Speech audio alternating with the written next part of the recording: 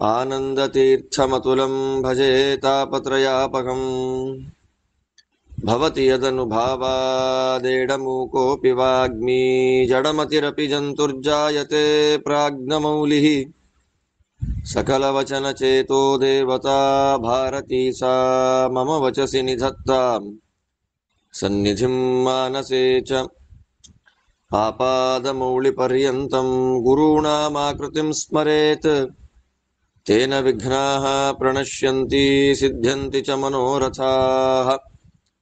हरिः ओम्।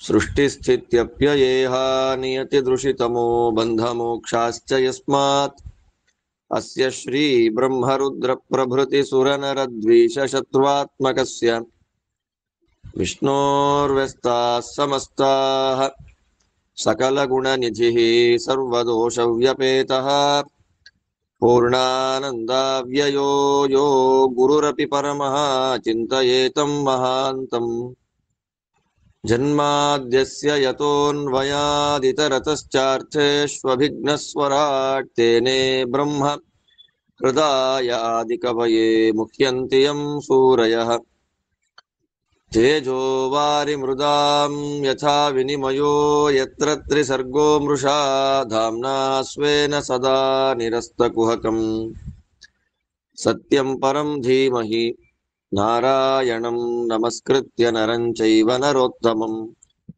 देवीं सरस्वतीं व्यासं ततो जयमुदीरये। हरिः ओं। स्वस्त्यस्तु सताम्।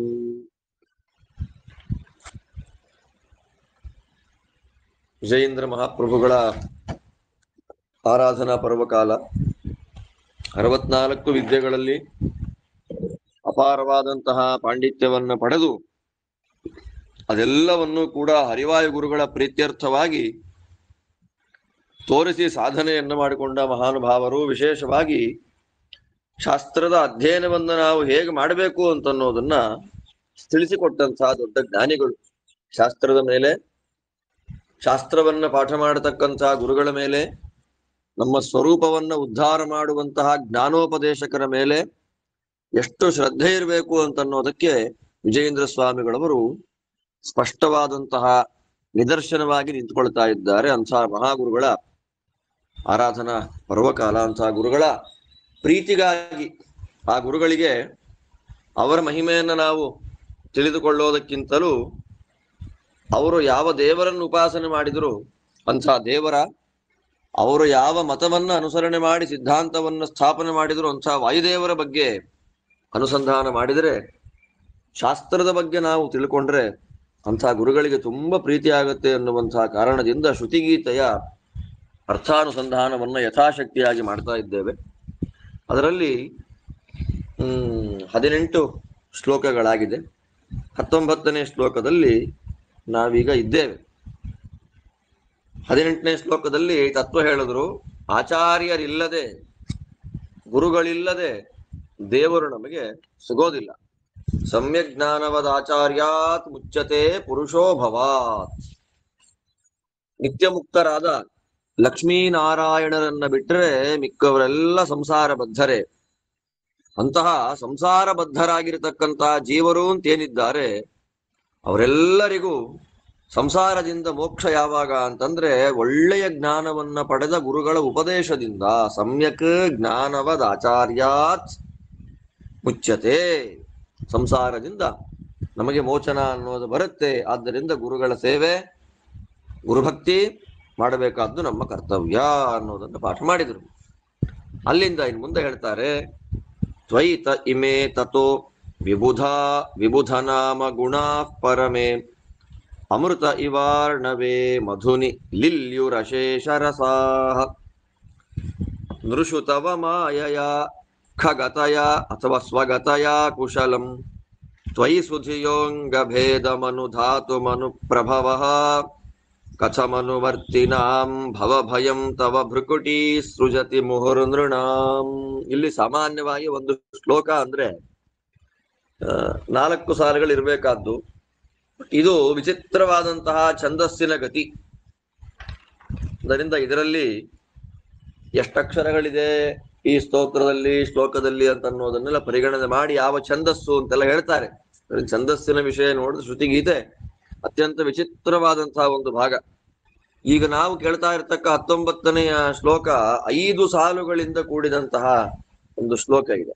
ಅದರಿಂದ ಅಂದ್ರೆ ವೇದಗಳು ಹೇಗೆ ವಿಚಿತ್ರವಾದ ತನ್ನ ನಡೆಗಳಿಂದ ದೇವರನ್ನ ಸ್ತೋತ್ರ ಮಾಡುತ್ತೆ, ಅದರ ಸಾರಭೂತವಾದಂತಹ ಈ ಶ್ರುತಿಗೀತೆಯು ಅದೇ ವಿಚಿತ್ರವಾದ ಭಗವಂತನನ್ನ ವಿಚಿತ್ರವಾದ ಕ್ರಮದಲ್ಲಿ ಸ್ತೋತ್ರ ಮಾಡ್ತಾ ಇದೆ. ಇದರಲ್ಲಿ ಏನ್ ಹೇಳ್ತಾರೆ, ದೇವರಿಗೆ ಒಂದು ಹೆಸರು ಕೊಟ್ರು, ಓ ಅಂತ ದೇವರನ್ನು ಕರೆದ್ರು. ತತ ಓ, ವಿಚಿತ್ರವಾಗಿದೆ ದೇವರ ಹೆಸರು. ದೇವರನ್ನ ಲಕ್ಷ್ಮಿ ಇಲ್ಲಿ ತತ ಓ ಅಂತ ಕರೆದ್ಲು. ತತ ಓ ತಥೋ ಇಮೇ ತಥೋ.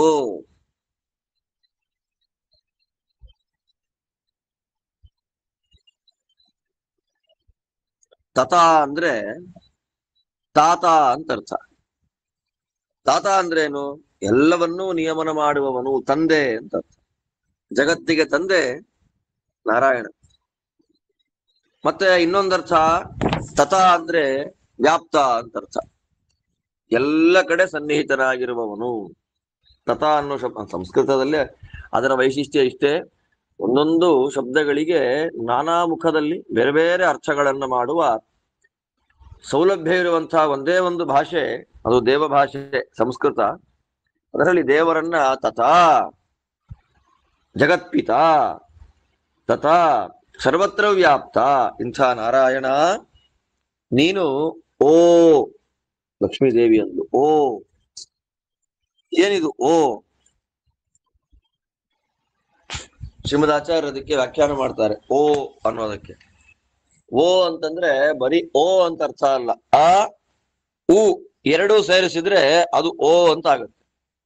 ಅಕಾರ ಉಕಾರಗಳೆರಡನ್ನು ನಾವು ಮಿಶ್ರಣ ಮಾಡಿದಾಗ ಹೊರಗೆ ಬರುವಂಥದ್ದು ಓ ಅಂತ. ಆ ಅಂದ್ರೆ ಏನು? ಆಚಾರ್ಯರು ವ್ಯಾಖ್ಯಾನ ಮಾಡ್ತಾರೆ, ಆನಂದತ್ವಾತ್ ಅನಾಮಾಸೌ ಉತ್ಕೃಷ್ಟತ್ವಾತ್ ಉನಾಮಕಃ.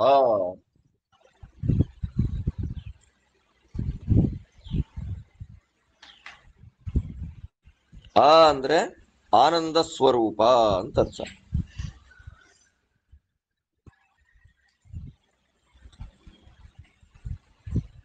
ಆನಂದ ಸ್ವರೂಪನಾದ್ದರಿಂದ ಭಗವಂತನಿಗೆ ಆ ಅಂತ ಹೆಸರು. ಸರ್ವೋತ್ಕೃಷ್ಟ ಸರ್ವೋತ್ತಮನಾದ್ದರಿಂದ ಭಗವಂತನಿಗೆ ಉ ಅಂತ ಹೆಸರು.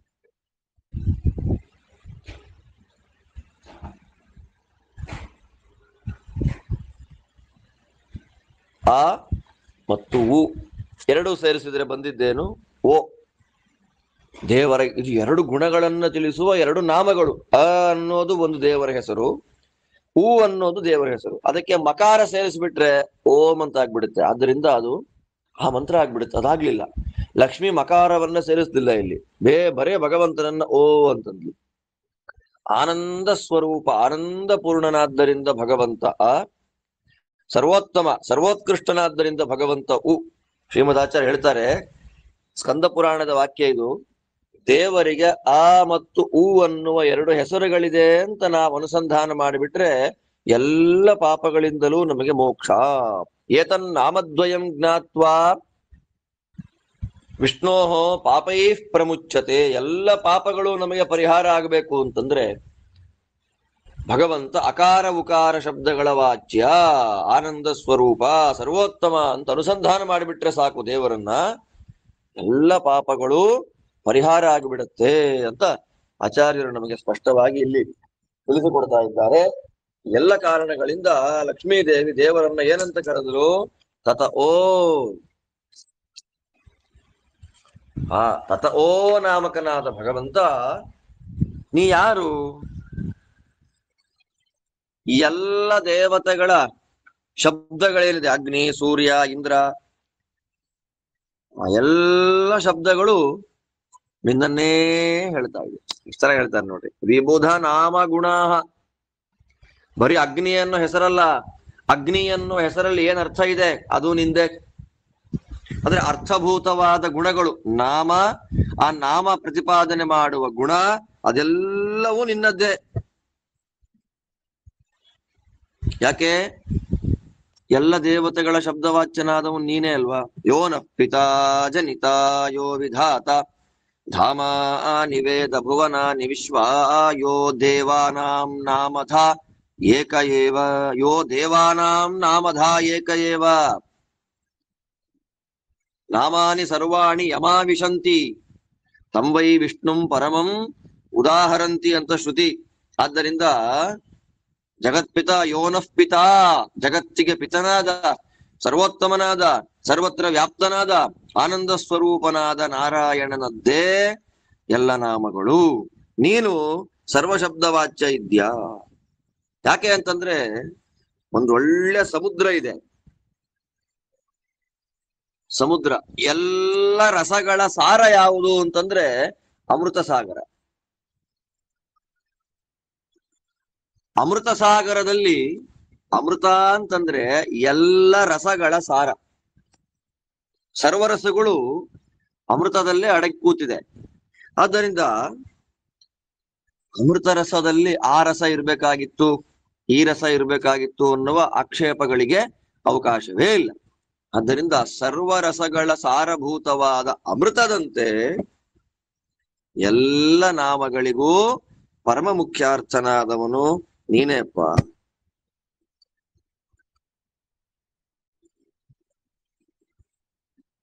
ಅಂತಹ ನಿನ್ನನ್ನ ಅಂದ್ರೆ ಎಷ್ಟು ಚೆನ್ನಾಗಿ ಹೇಳ್ತಾರೆ ಅಂದ್ರೆ, ಎಲ್ಲ ಕೆಲಸ ಮಾಡಿಯೂ ದೇವರು ಎಲ್ಲ ಕೆಲಸ ಮಾಡ್ದ ಅಂತ ಗೊತ್ತಾಗ. ಯಾಕೆ?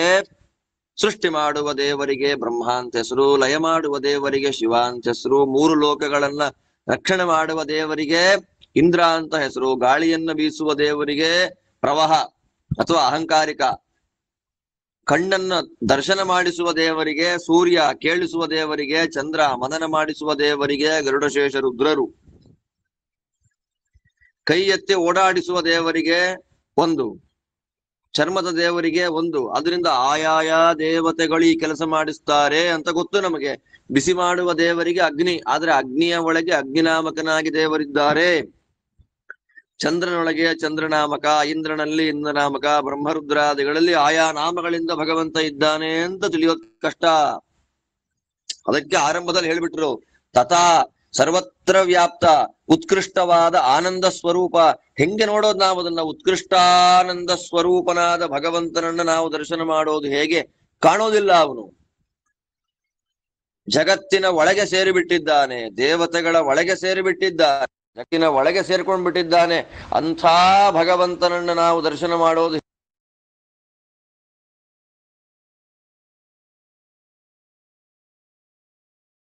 ಇಲ್ಲ. ಆದ್ದರಿಂದ ಈ ಶ್ಲೋಕದಲ್ಲಿ ಹೇಳ್ತಾರೆ, ನಿಮಗೆಲ್ಲ ಲೋಕದಲ್ಲಿ ನಿಯಮನ ಮಾಡುವ ದೇವತೆಗಳು ಏನ್ ಕಾಣ್ತಾರೆ, ಆ ಎಲ್ಲ ದೇವತೆಗಳ ಒಳಗೆ ನಿಂತು ಸಕಲ ಕರ್ಮಗಳನ್ನ, ಸಕಲ ವ್ಯಾಪಾರಗಳನ್ನ ಮಾಡತಕ್ಕಂಥವನು ನಮ್ಮ ನಾರಾಯಣ ಅನ್ನೋದನ್ನ ನೀವು ತಿಳ್ಕೊಳ್ಳಿ. ಯಾಕೆ ಅಂತಂದ್ರೆ ಅಮೃತ ರಸದಲ್ಲಿ ಎಲ್ಲವೂ ಇರುವಂತೆ ಎಲ್ಲ ಶಬ್ದಗಳು, ಆ ಶಬ್ದಾರ್ಥಗಳಾದ ಗುಣಗಳು ಎಲ್ಲವೂ ಸೇರಿ ಹೋಗಿರ್ತಕ್ಕಂಥದ್ದು ದೇವರಲ್ಲಿ.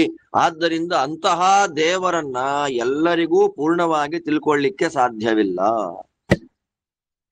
ಅಂತಹ ಸರ್ವೋತ್ತಮನಾದ ಭಗವಂತನನ್ನ ನಾವೆಲ್ಲ ತಿಳ್ಕೊಂಡ್ಬಿಡ್ತೇವೆ ಅಂದ್ರೆ ಆಗೋದಿಲ್ಲ. ಅಂಥವರನ್ನ ನೃಷು, ಮನುಷ್ಯರ ಮಧ್ಯದಲ್ಲಿ ಯಾರಿಗೆ ಒಳ್ಳೆ ಬುದ್ಧಿ ಇದೆ, ಸುಧಿಯ ತಲೆ ಯಾರಿಗೆ ಸರಿ ಇದೆ, ದೇವರನ್ನ ತಿಳ್ಕೊಳ್ಬೇಕು, ದೇವರ ಮಹಿಮಾನುಸಂಧಾನವನ್ನ ಮಾಡಬೇಕು ಅನ್ನುವ ಶ್ರದ್ಧೆ, ಆ ಅಪಾರವಾದ ಭಕ್ತಿ ವಿಶ್ವಾಸಗಳು ಯಾರಿಗಿದೆ ಅವರು ಮಾತ್ರ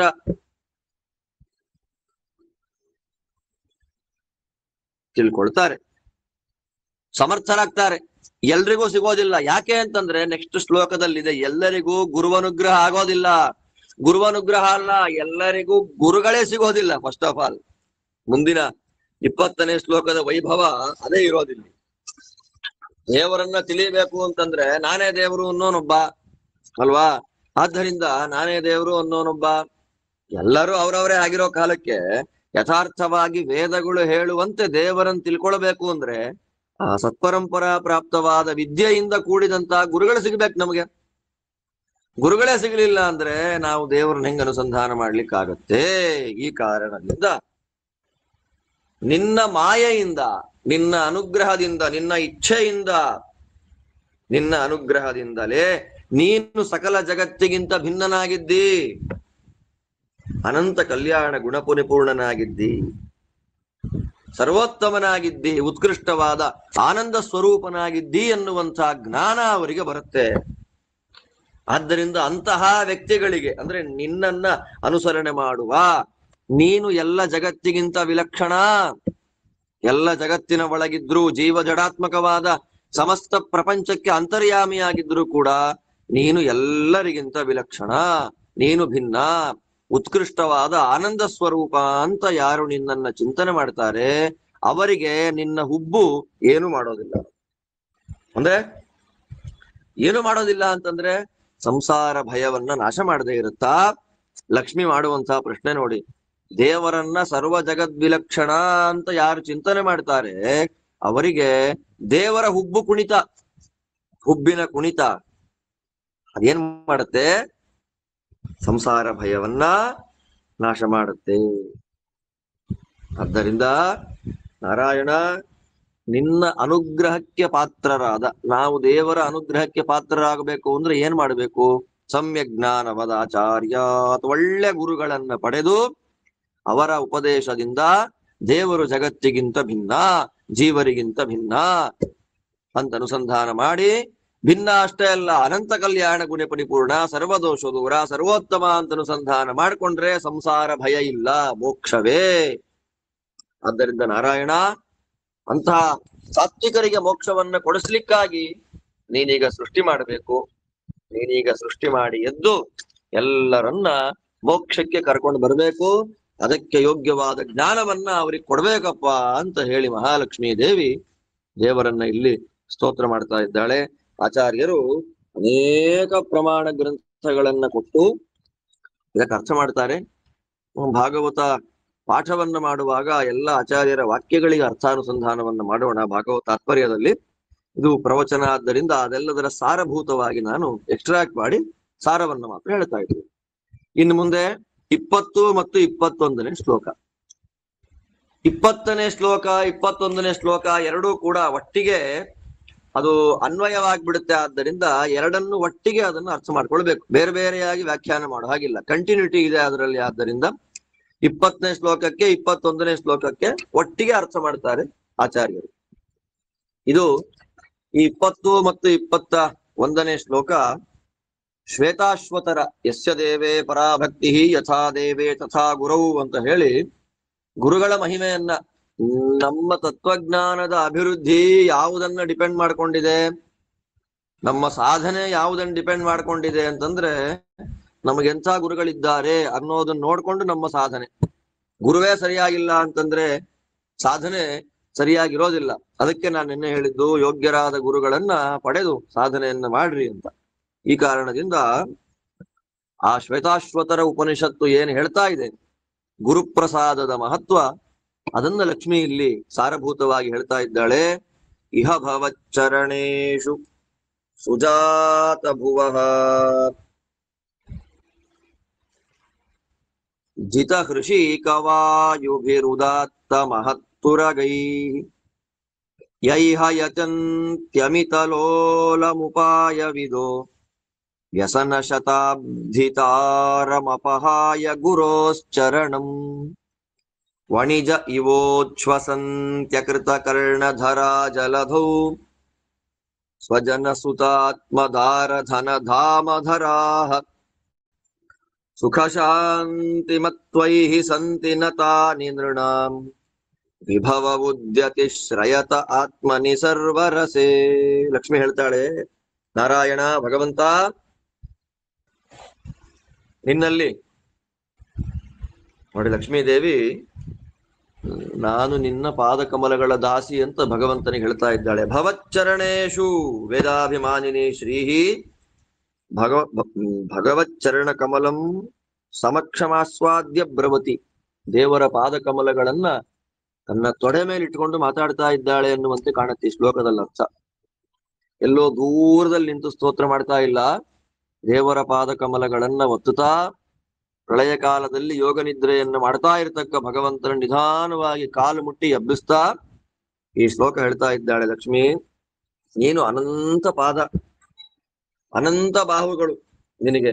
ವೇದಗಳು ಸ್ಪಷ್ಟವಾಗಿ ಹೇಳುತ್ತೆ, ಅನಂತ ಬಾಹೂದರ ವಕ್ತ್ರನೇತ್ರಂ ಅಂತ ಅನಂತವಾದ ಸ್ವರೂಪ ಅಪ್ಪ ನಿಂದು ನಾರಾಯಣ. ಅಂತಹ ನೀನು ನಿನ್ನ ಚರಣಾರವಿಂದಗಳಲ್ಲಿ ಸಮಸ್ತ ಜಗತ್ತು ಆಶ್ರಯ ಮಾಡಿಕೊಂಡಿದೆ. ದೇವರ ಎಲ್ಲ ಜಗತ್ತು ಎಲ್ಲಿದೆ ಅಂದ್ರೆ ದೇವರ ಪಾದ ಕಮಲಗಳನ್ನ ಆಶ್ರಯ ಆದ್ದರಿಂದ ಭಗವಂತನಿಗೆ ಸುವರ ಅಂತ ಹೆಸರು. ಸುವರಸ್ಯ ಪದದ್ವಯಂ ಅಂತ ಆಚಾರ್ಯ ಹೇಳ್ತಾರೆ. ಶ್ರಿತ್ಯಾನಂದ ಸಮುದ್ದಿಷ್ಟ ಎಲ್ಲ ಅರ್ಥ ಮಾಡುವಾಗ ಸುವರಸ್ಯ ಪದದ್ವಯಂ ಅಂತ ಭಗವಂತನ ಪಾದಕಮಲಗಳಲ್ಲಿ ಎಲ್ಲವೂ ಆಶ್ರಯ ಮಾಡಿಕೊಂಡಿದೆ ಜಗತ್ತು. ಅಂತಹ ನಿನ್ನಲ್ಲಿ ಅವರವರ ಯೋಗ್ಯತಾನುಗುಣವಾಗಿ ಎಲ್ಲರೂ ಆಶ್ರಯ ಮಾಡ್ತಾ ಇದ್ದಾರೆ. ನೀನ್ ಸರ್ವೋತ್ತಮ ಸರ್ವೋತ್ತಮ ಅಂತ ಎಲ್ಲ ಉಪಾಸನೆ ಮಾಡ್ತಾರೆ. ನಾನು ಉಪಾಸನೆ ಮಾಡಿದ ಹಾಗೆ ನನ್ನ ಗುರುಗಳು ಉಪಾಸನೆ ಮಾಡೋಲ್ಲ, ನೀವು ಉಪಾಸನೆ ಮಾಡಲ್ಲ, ದೇವತೆಗಳು ಮಾಡಲ್ಲ, ಋಷಿಗಳು ಮಾಡಲ್ಲ, ಬ್ರಹ್ಮದೇವರು ಮಾಡಲ್ಲ. ಅಂದ್ರೆ ತಿಳ್ಕೊಳ್ಳುವ ತತ್ವ ಒಂದೇ ಆದ್ರೂ ಅರ್ಥವಾಗುವುದು ಬೇರೆ ಬೇರೆ ರೀತಿಯಲ್ಲಿ. ಅವರಿಗೆ ತತ್ವಾರ್ಥಗಳು ಅವರೆಲ್ಲರಿಗೂ ಅವರವರ ಯೋಗ್ಯತಾನುಗುಣವಾಗಿ ಅರ್ಥ ಆಗುತ್ತೆ. ಹೇಗ್ ಅರ್ಥ ಆಗುತ್ತೋ ಹಾಗೆ ಜ್ಞಾನ ಬರುತ್ತೆ, ಹೇಗ್ ಜ್ಞಾನ ಬರುತ್ತೋ ಹಾಗೆ ಭಕ್ತಿ ಬರುತ್ತೆ. ಜ್ಞಾನಾನುಸಾರವಾದ್ದು ಭಕ್ತಿ ಆದ್ದರಿಂದ ಅವರವರ ಯೋಗ್ಯತೆಗೆ ಅನುಗುಣವಾಗಿ ಜ್ಞಾನ ಪಡೆದು ಭಕ್ತಿ ಮಾಡ್ತಾರೆ. ಅದರಲ್ಲಿ ಉತ್ತಮಾಧಿಕಾರಿಗಳಾದಂತಹ ದೇವತೆಗಳು ನಿನ್ನನ್ನ ವಿಶೇಷವಾಗಿ ಉಪಾಸನೆ ಮಾಡ್ತಾರೆ. ಉತ್ತಮಾಧಿಕಾರಿಗಳು ಯಾಕೆ ಅಂದ್ರೆ ಅವರಿಗೆ ನಿನ್ನನ್ನ ಹೇಗೆ ಉಪಾಸನೆ ಮಾಡ್ಬೇಕು ಅಂತ ಗೊತ್ತು. ಉಪಾಯ ವಿಧಃ, ಯಾವ ರೀತಿಯಲ್ಲಿ ದೇವರನ್ನ ಉಪಾಸನೆ ಮಾಡಿದ್ರೆ ಸಂಸಾರ ನಾಶ ಆಗುತ್ತೆ ಅನ್ನೋ ದೇವತೆಗಳಿಗೆ ಚೆನ್ನಾಗಿ ಗೊತ್ತು.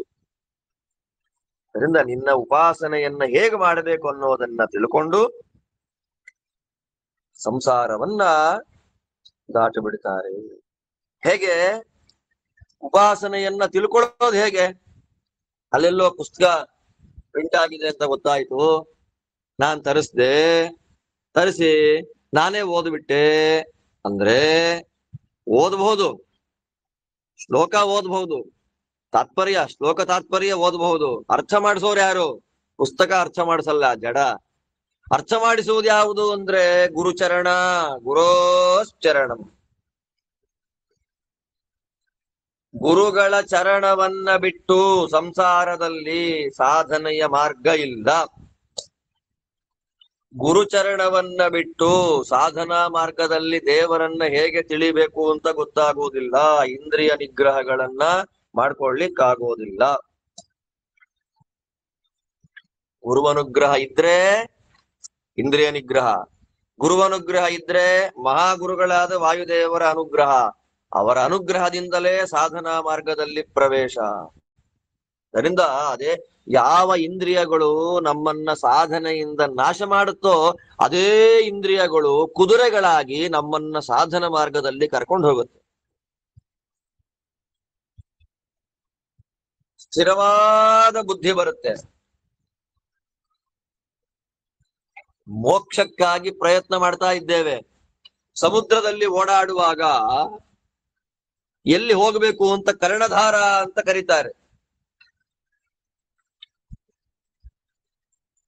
ದಿಕ್ಕನ್ನ ತೋರಿಸೋದು ದಿಕ್ಸೂಚಿ ಅಂತ ಕರೀತಾರೆ ಅದನ್ನ. ಸೌತ್ ಯಾವುದು ನಾರ್ತ್ ಯಾವುದು ಅಂತ ಗೊತ್ತಿಲ್ಲದೆ ಸಮುದ್ರಕ್ಕೆ ಇಳಿದು ಬಿಡೋದು. ನಾನು ಆ ದೇಶಕ್ಕೆ ಹೋಗ್ತೀನಿ ಅಂತ ಸಮುದ್ರದಲ್ಲಿ ಒಂದು ದೊಡ್ಡ ಶಿಪ್ ಅನ್ನ ತಗೊಂಡು ಹೊರಟು ಬಿಡೋದು. ಯಾವ ದಿಕ್ಕಿಗೆ ಹೋಗ್ಬೇಕು ಅಂತಲೇ ಗೊತ್ತಿಲ್ಲ. ಹಾಗಾಗ್ಬಿಡುತ್ತೆ. ಗುರುಗಳ ಅನುಗ್ರಹ ಇಲ್ಲದೆ ಅಧ್ಯಯನ ಮಾಡ್ಲಿಕ್ಕೆ, ಸಾಧನೆ ಮಾಡ್ಲಿಕ್ಕೆ ಶುರು ಮಾಡಿದರೆ ಸ್ಥಿರವಾದ ಬುದ್ಧಿ ಬರಲ್ಲ. ವ್ಯಾಪಾರಿಗಳು ವ್ಯಾಪಾರ ಮಾಡ್ಲಿಕ್ಕಾಗಿ ದೇಶದಿಂದ ದೇಶಕ್ಕೆ, ಖಂಡದಿಂದ ಖಂಡಕ್ಕೆ ಹೋಗುವಾಗ ಶಿಪ್ಗಳಲ್ಲಿ ಪ್ರಯಾಣ ಮಾಡ್ತಾರೆ. ಪ್ರಯಾಣ ಮಾಡುವಾಗ ದಿಕ್ಸೂಚಿಯನ್ನ ಇಟ್ಕೊಳ್ತಾರೆ. ನಾರ್ತ್ ಯಾವುದು, ಸೌತ್ ಯಾವುದು, ಈಸ್ಟ್ ಯಾವುದು, ವೆಸ್ಟ್ ಯಾವುದು ಅಂತ. ಅದು ಯಾವುದೂ ಗೊತ್ತಿಲ್ಲದೆ ಸಮುದ್ರಕ್ಕಿಳಿದು ಬೇರೆ ದೇಶಕ್ಕೆ ಹೋಗಿ ವ್ಯಾಪಾರ ಮಾಡಿದ್ರೆ ಸಮುದ್ರದಲ್ಲಿ ದಿಕ್ಕುಗಾಣದ ಸ್ಥಿತಿ ಬಂದು ಹಾಳಾಗುವಂತೆ ಭಗವಂತನನ್ನ ತಿಳಿದುಕೊಳ್ಳಲಿಕ್ಕೆ ಇರುವ ಸಾಧನ ಮಾರ್ಗ ಅಲ್ಲಿ ಇಳಿದ ಮೇಲೆ ಕರ್ಣಧಾರ ದಿಕ್ಸೂಚಿಗಳಾಗಿ ಮಾರ್ಗದರ್ಶಕರಾಗಿ ನಮಗಿರಬೇಕಾದವರು ಗುರುಗಳು. ಆದ್ದರಿಂದ ಗುರುಗಳ ಪಾದಕಮಲಗಳನ್ನ ಸೇವೆ ಮಾಡದೆ ನಾವು ನೇರವಾಗಿ ಪುಸ್ತಕವನ್ನ ಓದಿಯೋ ಇನ್ನೇನೋ ಮಾಡಿಯೋ ದೇವರ ಸೇವೆಯನ್ನ ಮಾಡ್ತೀವಿ ಅಂದ್ರೆ ಫಲ ಬರಲ್ಲ. ನ ಪುರುಷಾರ್ಥಪ್ರದ. ದೇವರ ಸೇವೆಯನ್ನ ಮಾಡಿದ್ರೂ ಕೂಡ ದೇವರು ಪ್ರೀತನಾಗಲ್ಲ, ಕೇವಲ ಶ್ರಮ ಅದು. ಆದ್ದರಿಂದ ನಮ್ಮ ಬಂಧುವರ್ಗ, ನಮ್ಮ ಶರೀರ, ನಮ್ಮ ಮನೆ, ನಮ್ಮ ಸಂಬಂಧಿಕರು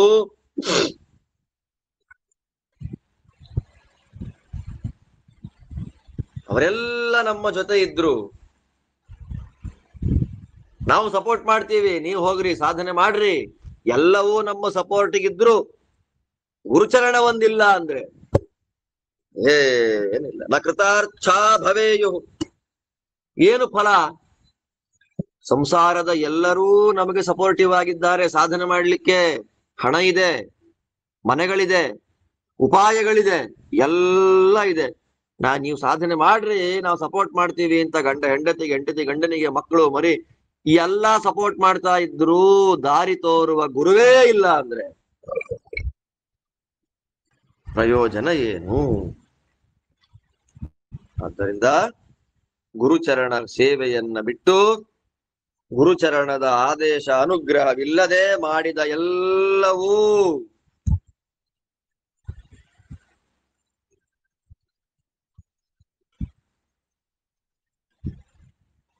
ವ್ಯರ್ಥ.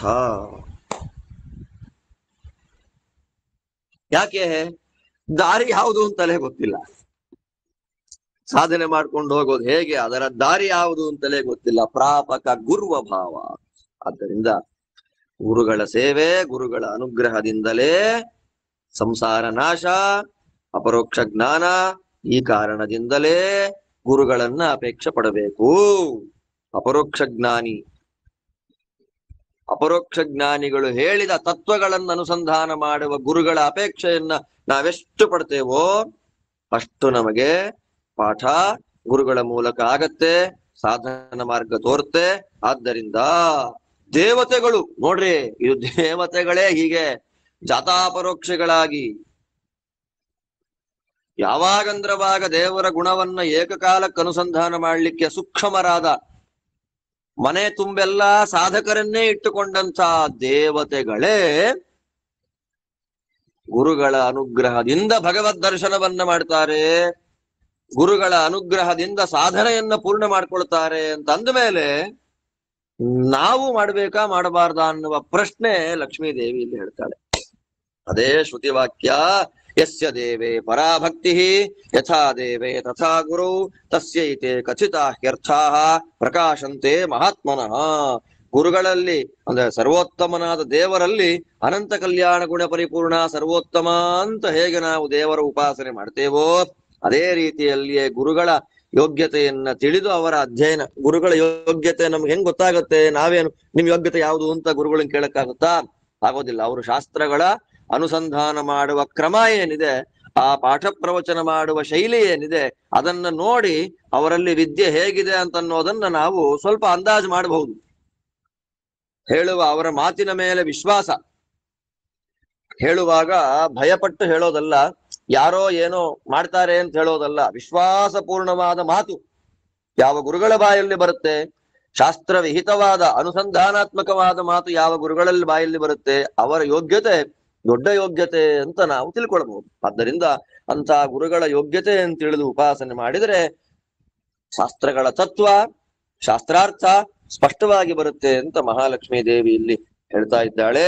ಆದ್ದರಿಂದ ದೇವಾ ಯೋಗ್ಯತೆಯ ಜಾತಾಃ ವಿಷ್ಣುಪಾದಾಂಬುಜಾಶ್ರಯಾಃ ತಥಾಪಿ ಸಾಧನೈಸ್ತೇಷಾಂ ತತ್ಪ್ರಾಪ್ತಿ ಗುರುವನುಗ್ರಹಾತ್. ತತ್ವೋದ್ಯೋಗ ಅಂತ ಒಂದು ಗ್ರಂಥ.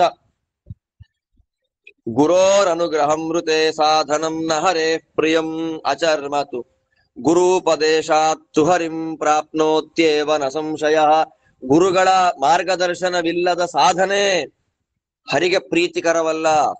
ಗುರುಪದೇಶದಿಂದಲೇ ಶ್ರೀಹರಿಯ ಪ್ರಾಪ್ತಿ, ಸಂಶಯವಿಲ್ಲ.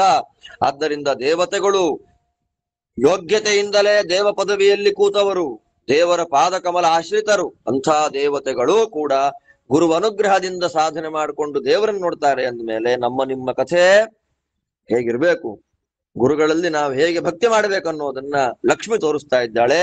ಆದ್ದರಿಂದ ನಾರಾಯಣ ಅಂತ ಗುರುಗಳಲ್ಲಿ ಭಕ್ತಿ ಮಾಡುವ ಜೀವರಿಗೆ ಶರೀರವನ್ನ ಕೊಟ್ಟು ಸಾಧನೆ ಮಾಡಿಸ್ಲಿಕ್ಕಾಗಿ ಏಳು ಸೃಷ್ಟಿ ಮಾಡು.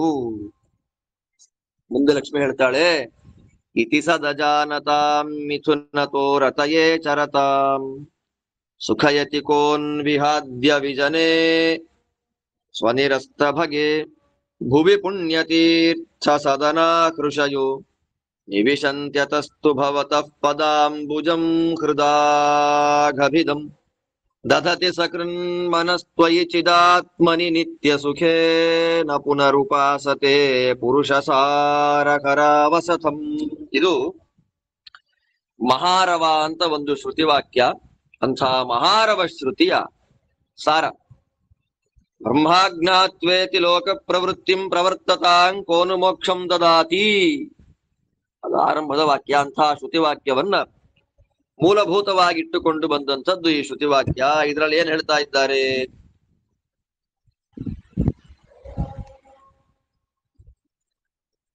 ದೇವರ ಬಗ್ಗೆ ತಿಳ್ಕೊಂಡೇ ಇಲ್ಲ ಅಂದ್ಮೇಲೆ ಸದ್ ಅಜಾನತಾಂ, ಸತ್ ಸಕಲ ಜಗತ್ತನ್ನ ಸೃಷ್ಟಿ ಮಾಡುವ ಭಗವಂತನನ್ನೇ ತಿಳ್ಕೊಳ್ಳಿಲ್ಲ ಅಂದ್ರೆ ಕೇವಲ ಸುಖ ಸುಖ ಸುಖ ಇಂದ್ರಿಯ ಸುಖ. ನೀವ್ ಬದುಕಿದ್ಯಾಕೆ, ಓದಿದ್ಯಾಕೆ, ಸಂಪಾದನೆ ಮಾಡ್ತಿರೋದ್ಯಾಕೆ? ಎಲ್ಲವೂ ಸುಖಕ್ಕಾಗಿ, ಇಂದ್ರಿಯಗಳ ಸುಖಗಳನ್ನ ಅನುಭವಿಸಲಿಕ್ಕಾಗಿ ಹೊರತು ಬೇರೆ ಇನ್ನೇನಕ್ಕಿಲ್ಲ. ನಾನಿರೋದೇ ಇದಕ್ಕೆ, ಭೌತಿಕವಾದ ಸುಖಕ್ಕೆ. ನನಗೆ ಸಾಧನೆ ಬೇಡ, ಶಾಸ್ತ್ರ ಬೇಡ ಅನ್ನುವಂತಹ ವ್ಯಕ್ತಿಗಳಿಗೆ ಮೋಕ್ಷ ಎಲ್ಲಪ್ಪ. ಯಾರು ಕೊಡ್ತಾರೆ ಮೋಕ್ಷ?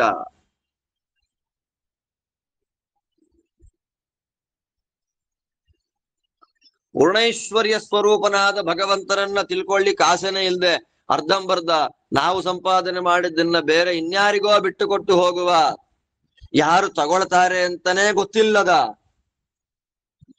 ವ್ಯಕ್ತಿಗಳಿಗೋಸ್ಕರವಾಗಿ ಸಂಪಾದನೆ ಮಾಡಿ ಇಡುವ ವ್ಯವಸ್ಥೆಗಳಲ್ಲಿ ದೇವರನ್ನೇ ಮರೆತು ಬಿಟ್ರೆ, ದೇವರನ್ನ ತಿಳ್ಕೊಳ್ಳೇ ಇಲ್ಲ ಅಂತಂದ್ರೆ ಮೋಕ್ಷ ಯಾರು ಕೊಡ್ತಾರೆ ನಮಗೆ?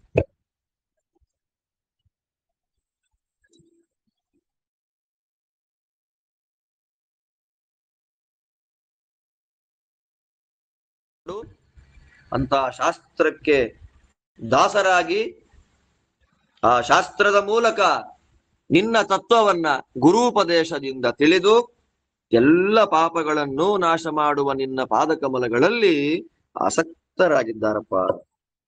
ಆಸಕ್ತರಾಗಿ ಮನಸ್ಸಿನಲ್ಲಿ ನಿನ್ನ ಪಾದಕಮಲಗಳನ್ನ ಯಾವಾಗಲೂ ಧ್ಯಾನ ಮಾಡ್ತಾ ಇದ್ದಾರೋ. ಆದ್ದರಿಂದ ಪುರುಷ ಸಾರ, ಎಂಥ ಚೆನ್ನಾಗಿ ಲಕ್ಷ್ಮಿ ಹೇಳ್ತಾ ನೋಡಿ, ದೇವರನ್ನ ಪುರುಷ ಸಾರ ಅಂದ್ಲು ಲಕ್ಷ್ಮಿ. ಪುರುಷ ಸಾರ ಅಂದ್ರೆ ಎಲ್ಲ ಜೀವರಲ್ಲಿ ಉತ್ತಮ, ಸರ್ವೋತ್ತಮ, ಪುರುಷೋತ್ತಮ, ನಿತ್ಯ ಸುಖ ಸ್ವರೂಪನಾದ, ಜ್ಞಾನಾನಂದ ಸ್ವರೂಪನಾದ, ಸದ್ಗುಣ ಪೂರ್ಣನಾದ, ದೋಷ ದೂರನಾದ ನಿನ್ನನ್ನ ಒಂದು ಸಲ ಮನಸ್ಸಿನಲ್ಲಿ ಗಟ್ಟಿ ಮಾಡ್ಕೊಂಡ್ಬಿಟ್ರೆ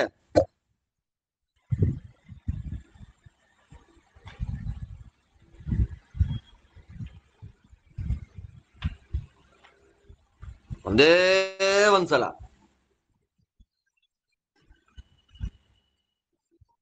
ದೇವರ ಗುಣಗಳೆಲ್ಲದರ ಜ್ಞಾನ ಗುರೂಪದೇಶದಿಂದ ನಮಗೆ ನಮ್ಮ ಯೋಗ್ಯತಾನುಗುಣವಾಗಿ ಬಂದುಬಿಟ್ರೆ ಹರಾವಸಥಂನ ಪುನರುಪಾಸತೆ, ರುದ್ರದೇವರಿಂದ ಅಭಿಮನ್ಯಮಾನವಾದ ವಸ್ತುವನ್ನ ಅವರು ಮತ್ತೆ ಮನಸ್ಸಿಗೆ ಹಾಕೊಳ್ಳೋದೇ ಇಲ್ಲ. ಯಾವುದು ಹರಾವಸಥ ಅಂದ್ರೆ ಯಾವುದು?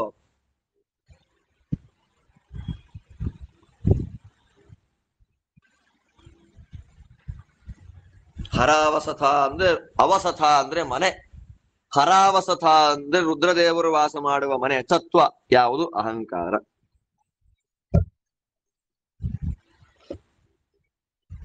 ಇನ್ನೊಂದ್ಸಲ ಅಹಂಕಾರ ಪಡೋದಿಲ್ಲ ಅವರು. ದೇವರು ಸರ್ವೋತ್ತಮ, ಅವನು ಗುಣಪರಿಪೂರ್ಣ, ಅವನು ದೋಷ ದೂರ, ಅವನು ಸುಖ ಸಾರ, ಅವನು ಜ್ಞಾನಾನಂದಮಯ ಅನ್ನುವ ಜ್ಞಾನ ಒಂದು ಸಲ ಗುರುಗಳು ಅನುಗ್ರಹ ಮಾಡಿ ನಮಗೆ ಕೊಟ್ಟು ಬಿಟ್ರೆ ಅಹಂಕಾರ ಎಲ್ಲಿಂದ ಮತ್ತೆ ನಮಗೆ? ಆದ್ದರಿಂದ ಸಂಸಾರದಿಂದ ತಿರುಗಿಸಿ ಶಾಸ್ತ್ರಗಳ ಅಧ್ಯಯನವನ್ನ ಮಾಡಿ, ಶಾಸ್ತ್ರ ಶ್ರವಣ ಮಾಡಿ, ಗುರುಪದೇಶದಿಂದ, ಗುರುವನುಗ್ರಹದಿಂದ ಸಾಧನೆ ಮಾಡಿ ಮನಸ್ಸನ್ನ ಭಗವಂತನಲ್ಲಿ ಒಂದು ಸಲ ಇಟ್ಟ ಜ್ಞಾನಿಗಳು ಮತ್ತೊಮ್ಮೆ ಬರೋದಿಲ್ಲ. ಅಹಂಕಾರ, ಮಮಕಾರ ಎಲ್ಲವನ್ನ ಬಿಟ್ಟು ಬಿಡ್ತಾರೆ, ಭಗವಂತನಲ್ಲೇ ಆಸಕ್ತರಾಗ್ಬಿಡ್ತಾರೆ. ಮಹಾಭಾಗ್ಯಂತು ಕೈವಲ್ಯಂ. ಮಹಾಭಾಗ್ಯ ಯಾವುದು ಲೋಕದಲ್ಲಿ ಅಂತಂದ್ರೆ ಆಸ್ತಿ ಅಂತಸ್ತುಗಳ ವೈಭವಗಳಲ್ಲ. ಶ್ರೀಮದಾಚಾರ್ಯ ಅಂತಾರೆ ಮಹಾಭಾಗ್ಯಂತು ಕೈವಲ್ಯಂ. ಮಹಾಭಾಗ್ಯ ಅನ್ನೋದು ಕೈವಲ್ಯ, ಮೋಕ್ಷ.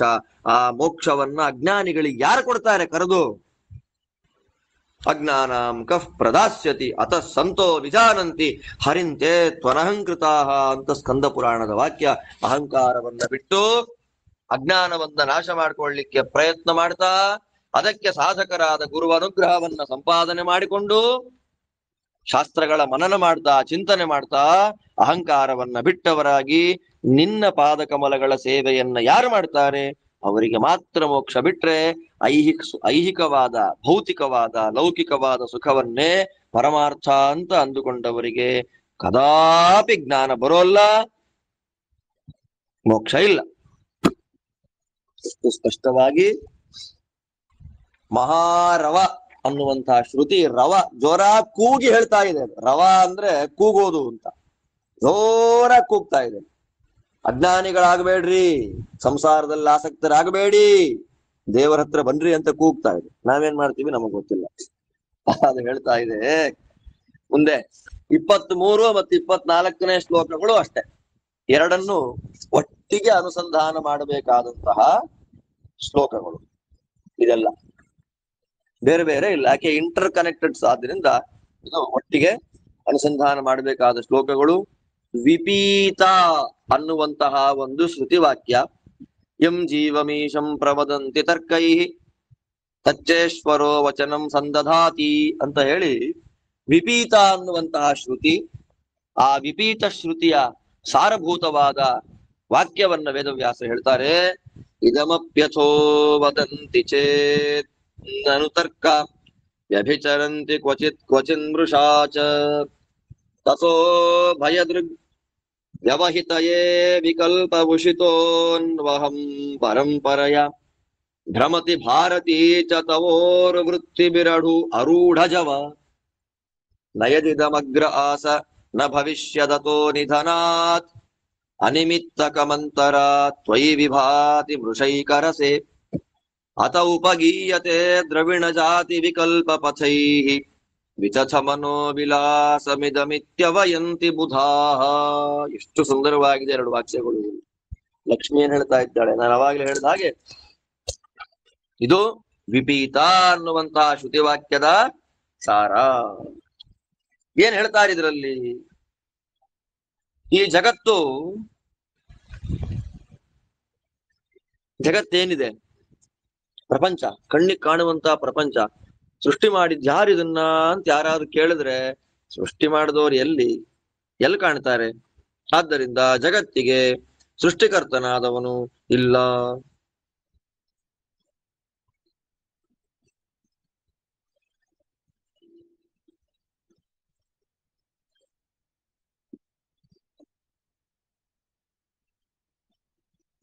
ಆದ್ದರಿಂದ ದೇವರ ವಿಷಯದಲ್ಲಿ, ಶಾಸ್ತ್ರದ ವಿಷಯದಲ್ಲಿ ತರ್ಕವನ್ನ ಇಟ್ಟುಕೊಂಡು ಏನೂ ಮಾಡ್ಲಿಕ್ಕಾಗೋದಿಲ್ಲ.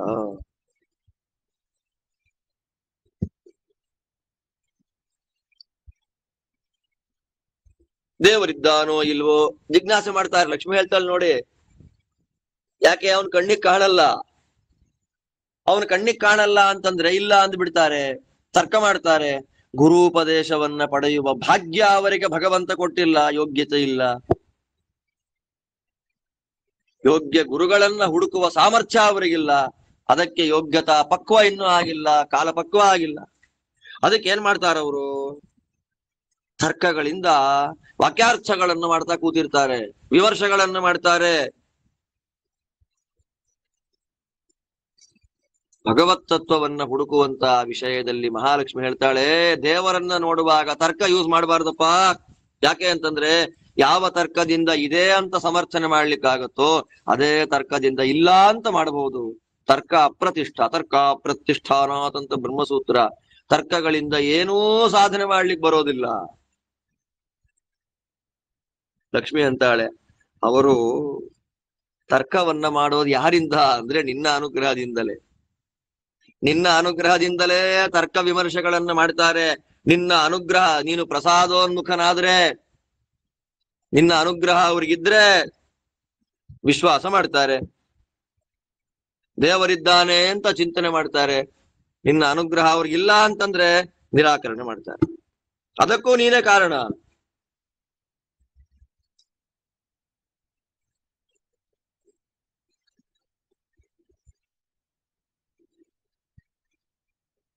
ಆದ್ದರಿಂದ ಅಂತಹ ತರ್ಕ ನನ್ನನ್ನ ಜೀವನದಿಂದ ಉದ್ಧಾರ ಮಾಡಿದ. ಪರ್ಸನಲ್ ಆಗಿ ಹೇಳಬೇಕು ಅಂದ್ರೆ ನನ್ನ ಸಾಧನೆಗೆ ತುಂಬಾ ದೊಡ್ಡ ದಾರಿಯನ್ನ ಪ್ರಮೇಯಗಳ ವಿಷಯದಲ್ಲಿ ತಿಳ್ಕೊಳ್ಬೇಕು. ಶುಷ್ಕವಾದ ತರ್ಕಾಧ್ಯಯನವನ್ನ ಕಡಿಮೆ ಮಾಡು, ಸಾಧನೆ ಮಾಡಿಕೋ ಅಂತ ನನಗೆ ಕೂಗಿ ಹೇಳಿದ ಭಾಗವತದ ಶ್ಲೋಕ, ಶ್ರುತಿ ಗೀತಾ ವಾಕ್ಯ ಇದು. ತರ್ಕದಿಂದ ಏನು ಮಾಡ್ಲಿಕ್ಕಾಗೋದಿಲ್ಲ.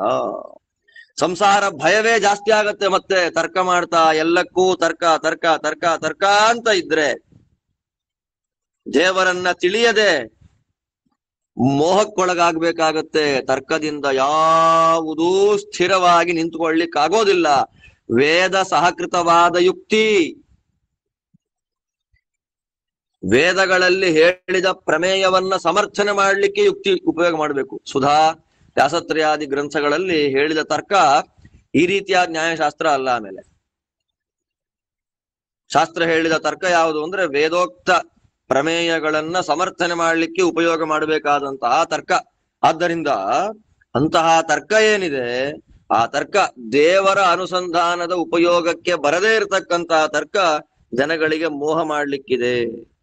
ಅದು ಶಾಸ್ತ್ರ ವಿರುದ್ಧವಾದ ವಿವಿಧವಾದ ಕಲ್ಪನೆಯನ್ನ ಮಾಡ್ತಾ ವೇದ ವಿರುದ್ಧವಾಗಿ, ಶಾಸ್ತ್ರ ವಿರುದ್ಧವಾಗಿ, ಭಗವಂತನ ಗುಣಗಳಿಗೆ ವಿರುದ್ಧವಾಗಿ ಮುಂದೆ ಬರ್ತಾ.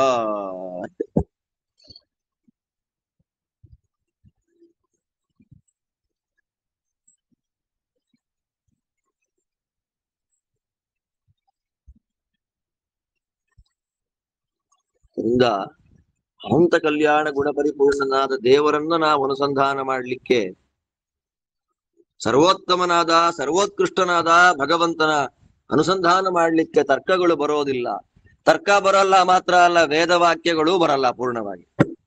ಶುಷ್ಕ ತರ್ಕವನ್ನ ಬಿಟ್ಟು ಬಿಡಬೇಕು ಅಂತ ಆಚಾರ್ಯರ ಆದೇಶ ನಮಗಿಲ್ಲ. ಸುಮ್ಮನೆ ವ್ಯರ್ಥವಾದ ತರ್ಕವನ್ನ ಅನುಸಂಧಾನ ಮಾಡದೆ ಶುದ್ಧವಾದ ಪ್ರಮೇಯ ಪುಂಜ ಗುಂಭಿತವಾದ ಗ್ರಂಥಾಧ್ಯಯನದ ಮೂಲಕ, ಸದ್ಯುಕ್ತಿಗಳ ಮೂಲಕ ಭಗವತ್ ತತ್ವ ನಿಶ್ಚಯವನ್ನ ಮಾಡಿಕೊಂಡು ಮೋಕ್ಷಕ್ಕೆ ಹೋಗ್ರಿ ಅಂತನ್ನೋದು ಶಾಸ್ತ್ರಗಳ ತಾತ್ಪರ್ಯ.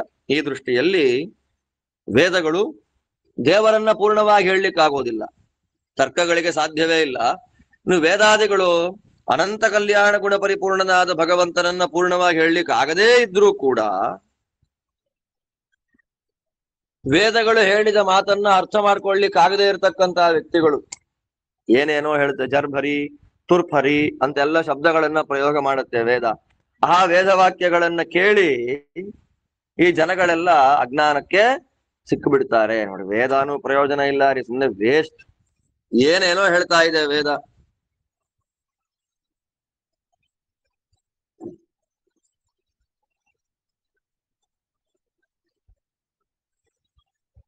ಅನಧಿಕಾರ ನೋಡಿ ಎಷ್ಟು ಕಷ್ಟ ಇದೆ. ಅದಕ್ಕೆ ಹೇಳಿದ್ದು ಗುರುಗಳ ಅನುಗ್ರಹ ನಮ್ಮ ಮೇಲೆ ಇರ್ಬೇಕು ಅಂತ ಹೇಳುವ ಕಾರಣ ಇಷ್ಟೇ. ಕಾರಣ ಯಾಕೆ?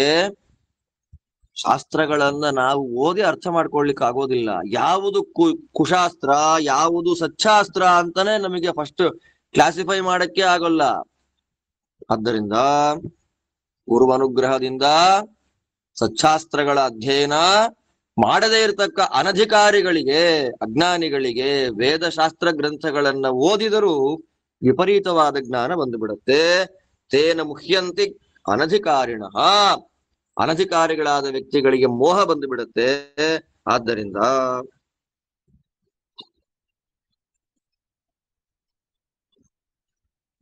ಅವರೆಲ್ಲ ಏನ್ ಮಾಡ್ತಾರೆ, ನಾನೇ ದೇವರು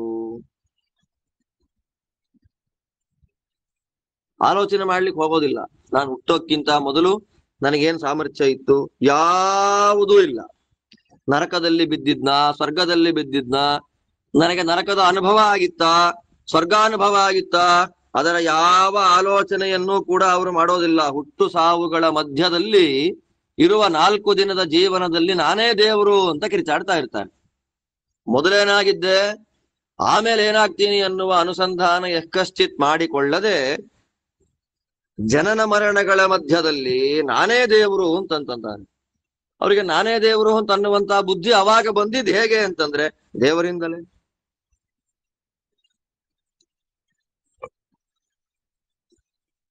ದೇವರೇ ಕೊಟ್ಟಿದ್ದವರಿಗೆ ನಾನೇ ದೇವರು, ಜೀವನೇ ಬ್ರಹ್ಮ ಅನ್ನುವಂತ ಜ್ಞಾನ ಅವ್ರಿಗೆ ಎಲ್ಲಿಂದ ಬಂತು? ದೇವರೇ ಕೊಟ್ಟಿದ್ದವರಿಗೆ. ಅಂದ್ರೆ ಅವರವರ ಇದರ್ಥ ಏನು? ಎಲ್ಲ ಜೀವರಾಶಿಗಳಿಗೆ ಅವರವರ ಯೋಗ್ಯತಾನುಸಾರವಾಗಿ ಭಗವಂತ ಜ್ಞಾನವನ್ನ ಕೊಡ್ತಾರೆ.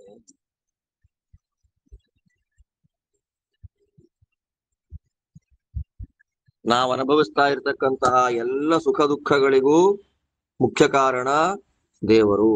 ಆದ್ದರಿಂದ ದೇವರು ನಮಗೇನು ಕೊಡ್ತಾನೆ, ಏನೇ ಕೊಡ್ಲಿ ಅದನ್ನ ಪ್ರೀತಿಯಿಂದ ಭಕ್ತಿಯಿಂದ ಸ್ವೀಕಾರ ಮಾಡ್ಕೊಳ್ಬೇಕಾದ್ದು ನಮ್ಮ ಕರ್ತವ್ಯ. ತೇನ ತ್ಯಕ್ತೇನ ಭುಂಜೀಥಾಹ ಮಾ ಗೃಧಃ ಕಸ್ಯ ಸ್ವಿಧನಂ. ಇದು ದೇವರು ಹೇಳಿದ ಮಾತು, ಈಶಾವಾಸ್ಯ ಉಪನಿಷತ್ತು. ದೇವರು ಏನು ಕೊಡ್ತಾನೆ ನಮಗೆ, ಬೇರೆಯವರನ್ನ ನೋಡಿ ಕೊರಗೋದಲ್ಲ. ದೇವರು ನಮಗೇನು ಕೊಡ್ತಾನೆ ಅದರಿಂದಲೇ ಸಂತುಷ್ಟರಾಗಿರ್ಬೇಕಾದ್ದು ಕರ್ತವ್ಯ. ನಾನು ಆಢ್ಯ, ನಾನು ಅಭಿಜನವ ಆಢ್ಯೋ ಅಭಿಜನವಾನಸ್ಮಿ ಕೋನ್ಯೋಸ್ತಿ ಸದೃಶೋ ಮಯ. ನಾನು ಸರ್ವೋತ್ತಮ, ನಾನು ಈಶ್ವರ, ನಾನು ಭೋಗಿ ಅಂತೆಲ್ಲ ಅನುಸಂಧಾನ ಮಾಡ್ತಾ ಸಾಧನೆಯಿಂದ ಹಾಳಾಗುವ ತಾಮಸ ಜೀವರ ಮಧ್ಯದಲ್ಲಿ ಯೋಗ್ಯರಾಗಿರತಕ್ಕ ಜೀವರಿಗೆ ಭ್ರಮೆಗಳನ್ನ ಕಳೆದು ಮನಸ್ಸಿನ ಅಜ್ಞಾನವನ್ನೆಲ್ಲ ದೂರ ಮಾಡಿ ಸರ್ವಸ್ವಾಮಿಯಾಗಿರ್ತಕ್ಕ ನಾರಾಯಣ ಯೋಗ್ಯವಾದ ಜ್ಞಾನವನ್ನ ಕೊಡ್ತಾನೆ. ಅದಕ್ಕೆ ಉಪಯುಕ್ತವಾದಂತಹ ಗುರುಗಳನ್ನೂ ಕೊಟ್ಟು ಅವರ ಮೂಲಕ ಶಾಸ್ತ್ರದ ಪಾಠ ಪ್ರವಚನವನ್ನ ಭಗವಂತ ಮಾಡಿಸ್ತಾನೆ. ಆದ್ದರಿಂದ ಜಗತ್ತು ಸುಳ್ಳಲ್ಲ, ಜಗತ್ತು ಸತ್ಯ. ಸತ್ಯಭೂತವಾದಂತಹ ಜಗತ್ತಿನಲ್ಲಿ ಸಕಲ ಜೀವರುಗಳಿಗಿಂತ ಭಿನ್ನನಾದ ಸರ್ವಸ್ವಾಮಿಯಾದ ನಾರಾಯಣ ಒಬ್ಬ ಇದ್ದಾನೆ ಅನ್ನುವ ಅನುಸಂಧಾನ. ಆ ನಾರಾಯಣ ಮಮ ಸ್ವಾಮಿ ಸರ್ವಸ್ವಾಮಿ, ಮಮಾಂತರ್ಯಾಮಿ ಸರ್ವಾಂತರ್ಯಾಮಿ ಎನ್ನುವ ಅನುಸಂಧಾನ. ಅವನು ಏನ್ ನನಗೆ ಕೊಡ್ತಾನೆ ಅದರಲ್ಲೇ ತೃಪ್ತಿಕರವಾದಂತಹ ಜೀವನ. ಈ ಎಲ್ಲ ಅನುಸಂಧಾನಗಳು ನಮಗಿದ್ರೆ ಕೆಟ್ಟ ಶಾಸ್ತ್ರಗಳ, ಕೆಟ್ಟ ತರ್ಕಗಳ ಗೊಡವೆಗೆ ನಾವು ಹೋಗದೆ ಯೋಗ್ಯ ಗುರುಗಳ ಉಪದೇಶದಿಂದ ಸಾಧನೆ ಮಾಡಿ ಮೋಕ್ಷಕ್ಕೆ ಹೋಗಬಹುದು. ಆದ್ದರಿಂದ ನಾರಾಯಣ ಅಂತಹ ಸಾಧಕರಿಗೆ ಸಾಧನೆಯನ್ನ ಮಾಡಿಸಲಿಕ್ಕಾಗಿ ಸೃಷ್ಟಿ ಮಾಡು. ಉದಗಾತ್ ಪುಮಾನನುಗೀತ ಗುಣಾಂಶ್ಚ ಜುಷನ್ ಭಜತಿ ಸ್ವರೂಪತಾಂ ತದನುತ್ವಮುತ ಜಹಾಸಿ ಜಿಹಾಸಿತಾಂ ಅಹಿರಿವತ್ವಚಂ ಪರಮಾತ್ತ ಭಗಾಂ ಮಹಸಿ ಮಹೀಯಸೇಷ್ಟ ಗುಣೋ ಅಪರಿಮೇಯ ಭಗಃ. ಕೇವಲ ಇನ್ನು 3 ಶ್ಲೋಕ. ಆ 3 ಶ್ಲೋಕದಲ್ಲಿ ಪರಮಾದ್ಭುತವಾದಂತಹ ಶ್ರುತಿಗೀತ ಸಮಾಪ್ತಿ ಆಗ್ತಾ ಇದೆ. ಇದು ನಮಗೆ ಕಾಪಿಲ ಅಂತ ಒಂದು ಶ್ರುತಿ. ಕಾಪಿಲ, ಆ ಕಾಪಿಲ ಶಾಖೆಯ ಸಂಬಂಧಿತವಾದ ಒಂದು ಶ್ರುತಿ ಇದು. ಸ್ಮರನ್ ಬ್ರಹ್ಮ ಗುಣ ನಿತ್ಯಂ ಮುಕ್ತೋ ಬ್ರಹ್ಮ ಸ್ವರೂಪತಾಂ ಅಂತ ಆರಂಭ ಆಗತ್ತೆ. ಅಂತಹ ಶ್ರುತಿ ವಾಕ್ಯವನ್ನ ಮೂಲವನ್ನಾಗಿ ಮಾಡಿಕೊಂಡು ಬಂದದ್ದು 25ನೇ ವಾಕ್ಯ ಶ್ಲೋಕ. ಏನ್ ಹೇಳ್ತಾ ಇದ್ದಾರೆ ಇದರಲ್ಲಿ?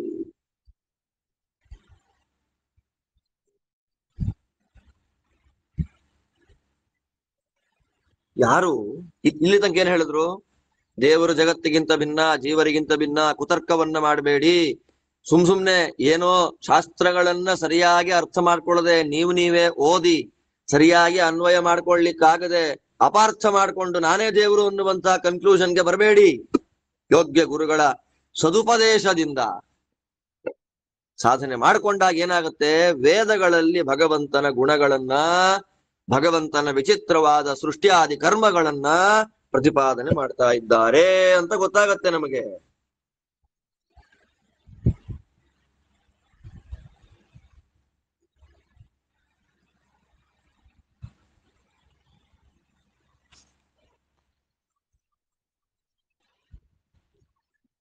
ಅವರವರ ಯೋಗ್ಯತೆಗೆ ಅನುಗುಣವಾಗಿ ಎಷ್ಟು ಚೆನ್ನಾಗಿ ಹೇಳ್ತಾರೆ ನೋಡ್ರಿ. ನಮ್ಮನ್ನ ಸಾಧನೆಗೆ ಪರಿಪಕ್ವರನ್ನಾಗಿ ಮಾಡುವಂತಹ ಭಾಗ ಇದೆಲ್ಲ. ಕೇಳಲಿಕ್ಕೂ ಯೋಗ ಬೇಕು, ಎಲ್ರಿಗೂ ಸಿಗೋದಿಲ್ಲ.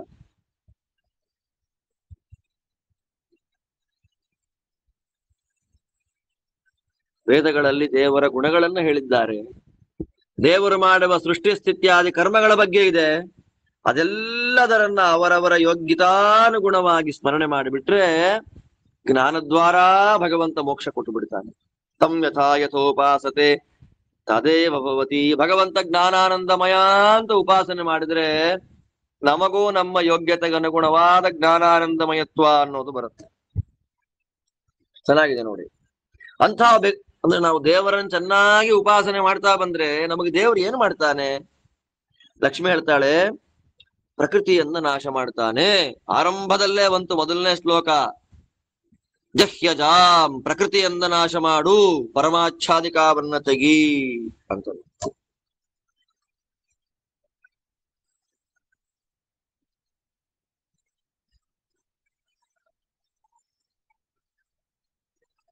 ನಮ್ಮಲ್ಲಿರುವ ಪರಮಾಚ್ಛಾದಿಕಾವನ್ನ ಪರದೆ, ಸ್ವರೂಪಾಚ್ಛಾದಿಕ ಅಥವಾ ಸಗುಣಾಚ್ಛಾದಿಕ ಪರಮಾಚ್ಛಾದಿಕ ಅಂತ ಎರಡು. ಅಥವಾ ನಾನು ಹೇಳಿದೆ ಮೊದಲನೇ ಶ್ಲೋಕದಲ್ಲಿ ಹೇಳ್ಬೇಕು. ಇದು 5-6 ದಿನ ಆಯ್ತು ಅಂತ ಕಾಣುತ್ತೆ ಅದನ್ನು ಶುರು ಮಾಡಿ, ನೆನಪಿಲ್ಲ ಎಷ್ಟು ದಿನ ಆಯ್ತು ಅಂತ. ಮೊದಲನೇ ಶ್ಲೋಕ ಚಿಂತನೆ ಮಾಡಿದಾಗ ಹೇಳಿದ್ದು, ಸಗುಣಾಚ್ಛಾದಿಕ ಪರದೆಯನ್ನ ಭಗವಂತ ತೆಗಿತಾನೆ, ಪರಮಾಚ್ಛಾದಿಕವನ್ನ ತೆಗಿತಾನೆ. ಯಾವಾಗ?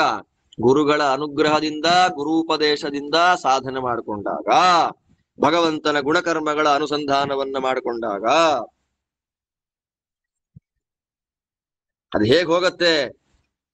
ಚೆನ್ನಾಗಿ ಹೇಳ್ತಾರೆ ಇಲ್ಲಿ. ಅಹಿರಿವತ್ವಚಿ, ಹಾವು ತನ್ನ ಪೊರೆಯನ್ನ ಹೇಗೆ ಬಿಡತ್ತೆ? ಎಂಥ ದೊಡ್ಡ ಉದಾಹರಣೆ ಕೊಡ್ತಾರೆ. ಹಾವು, ಒಂದು ಹಾವಿದೆ, ಆ ಹಾವು ಪೊರೆ ಕಳಿಸತ್ತೆ. ಇಂತಿಷ್ಟು ದಿನಗಳಾದ ಮೇಲೆ ತನ್ನ ಶರೀರದ ಚರ್ಮದ ಭಾಗವನ್ನು ಅದೇ ಕಳಚಿ ಮುಂದೆ ಹೊರಟೋಗ್ತಿರತ್ತೆ. ಹಾಗೆ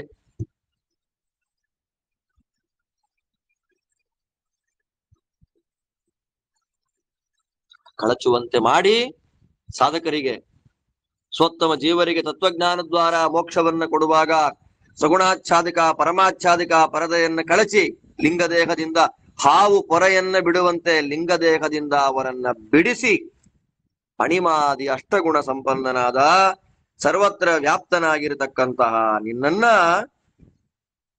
ಅವರೆಲ್ಲರೂ ಭಕ್ತಿಯಿಂದ ಪೂಜೆ ಮಾಡುವಂತೆ ಮಾಡ್ತೀ. ಅಂದ್ರೆ ಶಾಸ್ತ್ರಗಳಲ್ಲಿ ವೇದಗಳಲ್ಲಿ ಹೇಳಿದ ಭಗವಂತನ ಗುಣಗಳನ್ನು ನಾವು ತಿಳ್ಕೊಂಡ್ರೆ, ಗುರುಪದೇಶದಿಂದ ನಾವು ದೇವರಂತೆ ನಮ್ಮ ಯೋಗ್ಯತಾನುಗುಣವಾಗಿ ಜ್ಞಾನಾನಂದಮಯರಾಗ್ತೇವೆ. ಅಂದ್ರೆ ಪರಮಾಚ್ಛಾದಿಕಾವನ್ನ ಭಗವಂತ ಕಳೀತಾನೆ, ಸಗುಣಾಚ್ಛಾದಿಕಾವನ್ನ ಸುಟ್ಟಾಕ್ತಾನೆ. ಕೊನೆಗೆ ಹಾವು ಪೊರೆಕಳಚುವಂತೆ ಲಿಂಗದೇಹವನ್ನ ಭಂಗ ಮಾಡಿಸಿ ಮೋಕ್ಷಕ್ಕೆ ಕರ್ಕೊಂಡು ಹೋಗಿ ಅಲ್ಲಿ ನಮ್ಮಿಂದ ಅವನ ಪೂಜೆಯನ್ನ ಮಾಡಿಸಿಕೊಳ್ತಾನೆ. ಅದಕ್ಕಾಗಿ ಭಗವಂತ ಸೃಷ್ಟಿ ಮಾಡ್ತಾನೆ. ಆದ್ದರಿಂದ ನಾರಾಯಣ ಏಳು, ಸೃಷ್ಟಿ ಮಾಡು, ಅಪರಿಮಿತ ಕಲ್ಯಾಣ ಗುಣ ಪರಿಪೂರ್ಣ, ಎಲ್ಲ ಭಕ್ತರನ್ನ ಉದ್ಧಾರ ಮಾಡು ಅಂತ ಮಹಾಲಕ್ಷ್ಮೀ ದೇವಿ ಸ್ತೋತ್ರ ಮಾಡ್ತಾ ಇದ್ದಾಳೆ ಈ ವಾಕ್ಯದಲ್ಲಿ. ಅಲ್ಲಿಂದ ಇನ್ನು 26ನೆಯ ಶ್ಲೋಕ ಏನ್ ಹೇಳ್ತಾ ಇದೆ ಇದರಲ್ಲಿ? ಯದಿನ ಸಮುಚ್ಚಿರಂತಿ ಯತಯೋ ಹೃದಿ ಕಾಮ ಜಡಾಃ ದುರಧಿಗಮೋ ಸತಾಂ ಹೃದಿ ಗತೋ ಸ್ಮೃತ ಕಂಠಮಣಿ ಅನುತೃಪ್ತ ಯೋಗಿನಾಂ ಅಭಯೋ ಭಗವನ್ ಅನವಗತಾಂತಕಾದನಧಿರೂಢ ಪದಾದ್ಭವತಃ.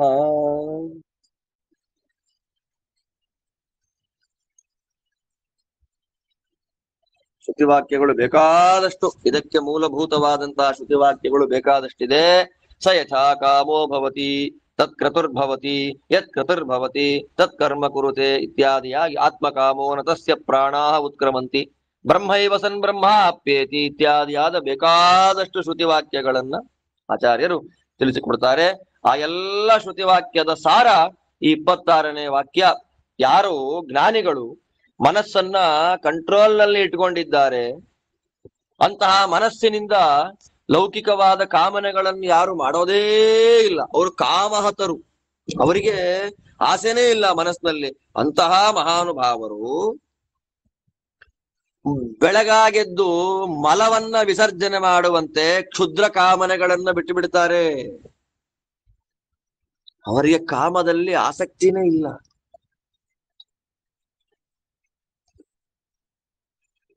ಅವರಿಗೆ ಕಾಮದಲ್ಲಿ ಏನಿಲ್ಲ, ಆಸಕ್ತಿನೇ ಇಲ್ಲ.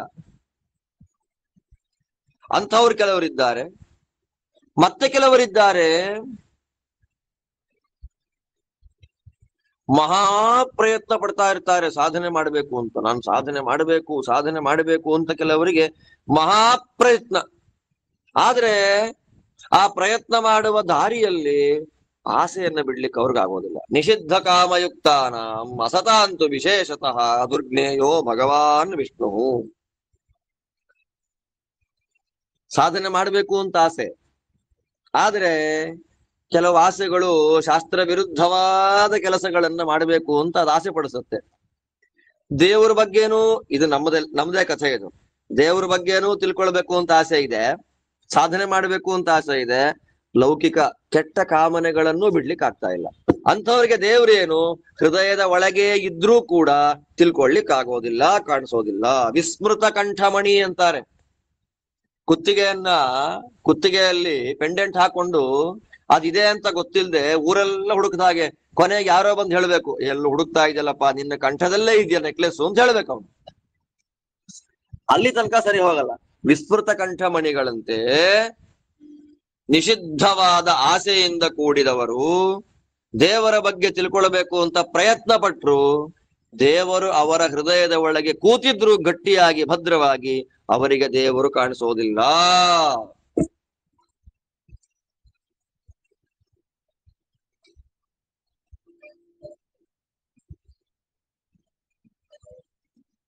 ಮತ್ತೇನ್ ಮಾಡ್ಬೇಕು? ಅದಕ್ಕೆ ಆಸೆಗಳನ್ನ ಬಿಡಬೇಕು.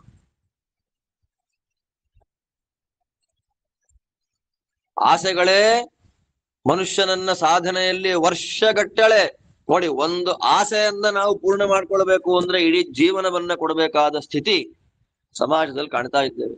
ಒಂದು ಆಸೆಯನ್ನ ಪೂರ್ಣ ಮಾಡ್ಕೊಳ್ಬೇಕು ಅಂದ್ರೆ ಅದರ ಬೆನ್ನಟ್ಟಿ ಹೋಗಿ ಇಡೀ ಜೀವಮಾನವನ್ನೇ ಕಳ್ಕೊಳ್ತಾರೆ. ಹಿಂತಿರುಗಿ ನೋಡಿ ಸಾಧನೆ ಮಾಡ್ಕೊಳ್ಬೇಕು, ಅಧ್ಯಯನ ಮಾಡ್ಬೇಕು ಅಂತ ಅನ್ನುವ ಸಂದರ್ಭದಲ್ಲಿ ಆ ಜನ್ಮವೇ ಹೊರಟು ಹೋಗುವಂತಹ ಸ್ಥಿತಿ ಬಂದಿರುತ್ತೆ. ಎಚ್ಚರ ನಮ್ಗಿದೆಲ್ಲ ಕೇಳುವ, ಏನಪ್ಪಾ ಹೀಗಿದೆ ಇದು ಕಠಿಣವಾಗಿ ಅಂತ ಅನ್ನಿಸ್ಬಿಡ್ಬಹುದು. ಆದ್ರೆ ಸುಲಭ ಇಲ್ಲ ಸಾಧನೆ ಸುಲಭವಲ್ಲ, ಸ್ಪಷ್ಟವಾಗಿ ಹೇಳ್ತಾರೆ. ಆಸೆಯ ಬೆನ್ನು ಹಿಡಿದು ನಶ್ವರವಾಗುವ, ನಾಳೆ ನಾಶವಾಗಿ ಹೋಗುವ ಯಾವುದೋ ಒಂದನ್ನು ಸಂಪಾದನೆ ಮಾಡ್ಕೊಳ್ಲಿಕ್ಕಾಗಿ ಯಾವಾಗಲೂ ನಮ್ಮನ್ನ ಶಾಶ್ವತವಾಗಿಟ್ಟಿರುವ ಶಾಸ್ತ್ರಜ್ಞಾನದಿಂದ ವಂಚಿತರಾಗಬೇಡಿ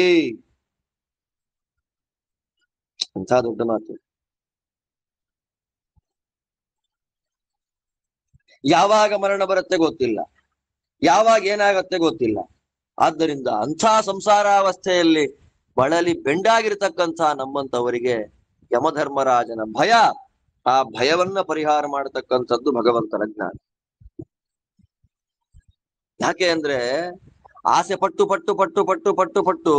ಸತ್ತೋಗಿ ಮತ್ತೆ ಆ ಆಸೆಯನ್ನ ಪೂರ್ಣ ಮಾಡ್ಕೊಳ್ಬೇಕು ಅಂತ ಮತ್ತೆ ಬರೋದು.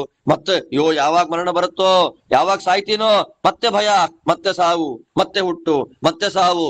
ಎಷ್ಟು ದಿನ ಹುಟ್ಟೋದು, ಎಷ್ಟು ದಿನ ಸಾಯೋದು, ಎಷ್ಟು ದಿನ ಮದುವೆ ಮಾಡ್ಕೊಳ್ಳೋದು, ಎಷ್ಟು ದಿನ ಗೃಹ ಪ್ರವೇಶ ಮಾಡೋದು, ಎಷ್ಟು ಜನ್ಮಗಳಲ್ಲಿ ಊಟ, ಎಷ್ಟು ದಿನ ಶಾಂತಿ, ಎಷ್ಟು ದಿನ ಹೋಮ, ಎಷ್ಟು ದಿನ ಮುಂಜಿ, ಎಷ್ಟು ವಂಶದಲ್ಲಿ ಮದುವೆ,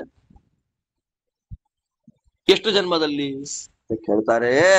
ನಾರಾಯಣನ ಬಗ್ಗೆ ತಿಳ್ಕೊಳ್ರಿ. ನಾರಾಯಣನ ಮನೆಯಲ್ಲಿ ಯಮ ಜನಗಳನ್ನ ಕೊಲ್ಬೇಕು ಅಂತ ಹೆಜ್ಜೆ ಇಡ್ಲಿಕ್ಕೆ ಭಯ ಪಡ್ತಾನೆ. ಅಷ್ಟು ದೊಡ್ಡ ಲೋಕ ಭಗವಲ್ಲೋಕ.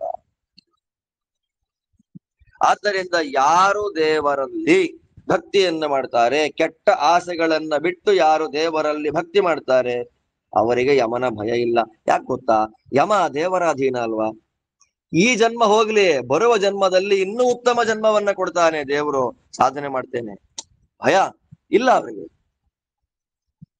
ಯಾರಿಗೆ ಆಸೆ ಜಾಸ್ತಿ ಇರುತ್ತೆ ಅವರಿಗೆ ಭಯ ಜಾಸ್ತಿ. ಅಯ್ಯೋ ಏನಾಗ್ಬಿಡುತ್ತೋ, ನಾಳೆ ಏನಾಗತ್ತೋ, ಆಸೆಯೇ ಬಿಟ್ಟವರಿಗೆ ಭಯವೇ ಇಲ್ಲ. ಆದ್ದರಿಂದ ಭಯವಿಲ್ಲದ ಸಾಧಕರು ಕೆಟ್ಟ ಕಾಮನೆಗಳನ್ನ ಬಿಟ್ಟು ನಿನ್ನ ಭಕ್ತಿಯನ್ನ ಮಾಡಿ ಸಾಧನೆಯನ್ನ ಮಾಡಿ ಮೋಕ್ಷಕ್ಕೆ ಬರಲಿಕ್ಕೆ ಅನುಕೂಲವಾಗುವಂತೆ,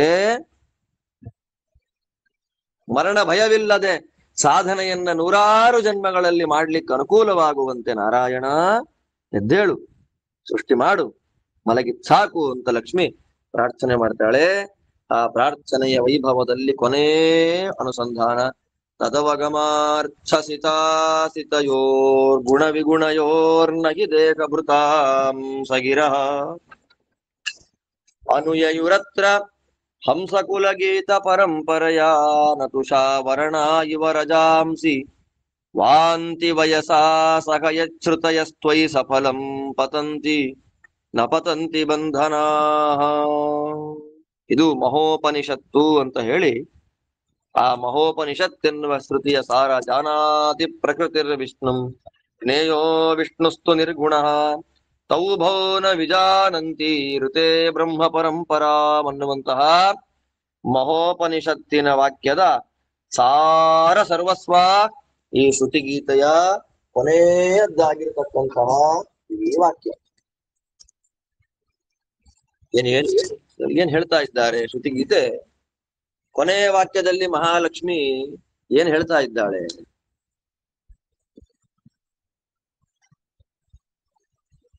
ನಾವೆಲ್ಲ ಏನು ದೇವರಲ್ಲಿ ಪ್ರಾರ್ಥನೆ ಮಾಡ್ತೀವಿ, ನಾರಾಯಣ ಕಾಪಾಡು, ಕೃಷ್ಣ ಕಾಪಾಡು, ಗೋವಿಂದ ಕಾಪಾಡು ಅಂತ ನಾವೆಲ್ಲ ಭಗವಂತನಲ್ಲಿ ಏನು ಪ್ರಾರ್ಥನೆಗಳು ಅಂತ ಮಾಡ್ತೀವಿ, ನಾವು ಆಡಿದ ಮಾತುಗಳೆಲ್ಲ ದೇವರ ಹತ್ರಕ್ಕೆ ಹೋಗುತ್ತೋ ಇಲ್ವೋ ಅಂತ ಪ್ರಶ್ನೆ.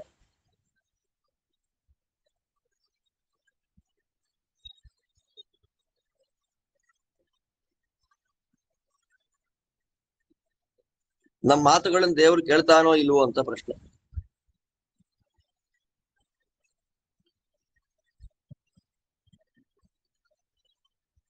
ಕೇಳ್ತಾನ? ಆಲೋಚನೆ ಮಾಡ್ಬೇಕು. ನಾವು ಮಾತಾಡಿದ ಮಾತುಗಳು ದೇವರ ಹತ್ರಕ್ಕೆ ಡೈರೆಕ್ಟ್ ಆಗಿ ಹೋಗಿ ತಲುಪ್ತಾ ಇದೆಯಾ ಅಂತ ಆಲೋಚನೆ ಮಾಡ್ಬೇಕು.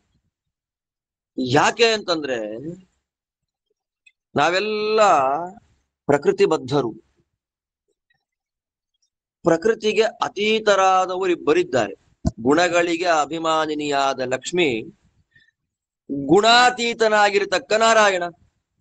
ಲಕ್ಷ್ಮೀನಾರಾಯಣರ ವಿಷಯದಲ್ಲಿ ಗುಣಾಭಿಮಾನಿನಿ, ಗುಣತ್ರಯಾಭಿಮಾನಿ, ಗುಣತ್ರಯಾತೀತನಾದಂತಹ ಲಕ್ಷ್ಮೀನಾರಾಯಣರ ವಿಷಯದಲ್ಲಿ ನಾವಾಡುವ ಮಾತುಗಳು ಯಾವುದೂ ಹೋಗಿ ಸೇರೋದಿಲ್ಲ. ಯಾಕೆ ಸೇರೋದಿಲ್ಲ ಅಲ್ಲಿ ಅಂತಂದ್ರೆ ಯಥೋ ವಾಚೋ ನಿವರ್ತಂತೆ ಅಂತ ಶ್ರುತಿವಾಕ್ಯ. ವೇದಗಳು ಹೋಗೋದಿಲ್ಲ. ಮತ್ತೆ ಹಿಂಗ್ ಹೋಗುತ್ತಾಗಾದ್ರೆ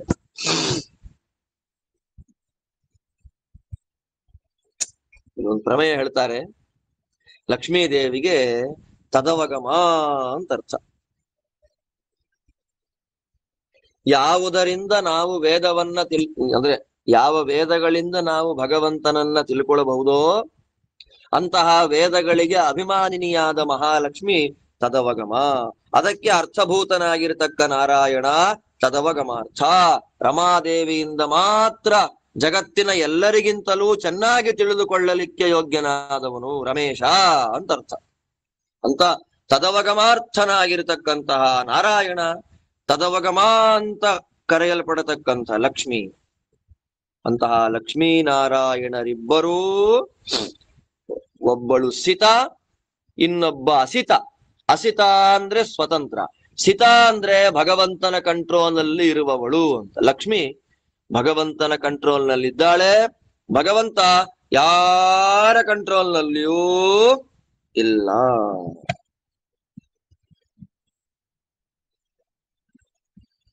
ಎಲ್ಲ ವೇದಗಳಲ್ಲಿಯೂ ಸಿತ. ಲಕ್ಷ್ಮಿ ಕಟ್ಟಾಕೊಂಡ್ಬಿಟ್ಟಿದ್ದಾಳೆ ತನ್ನನ್ನ ವೇದಗಳಿಂದ. ಏನಂತ? ಅವಳು ಆಡುವ ಪ್ರತಿಯೊಂದು ಶಬ್ದಗಳು ದೇವರನ್ನೇ ಹೇಳಬೇಕು ಅಂತ ದೇವರ ವಿಷಯದಲ್ಲಿ ತನ್ನ ಕಟ್ಟಿ ಹಾಕೊಂಡಿರುವವಳು ಮಹಾಲಕ್ಷ್ಮಿ ಸಿತಳು.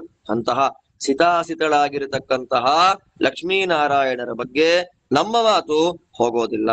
ಮತ್ತೆ ಹೆಂಗ್ ಹೋಗತ್ತೆ ಅಂತಂದ್ರೆ ಅನುಯಯುರತ್ರ ಹಂಸಕುಲ ಗೀತ ಪರಂಪರೆಯ, ಹಂಸಕುಲದವರು ಅಂತ. ಅಲ್ಲಿ ಹಂಸ ಅಂತಂದ್ರೆ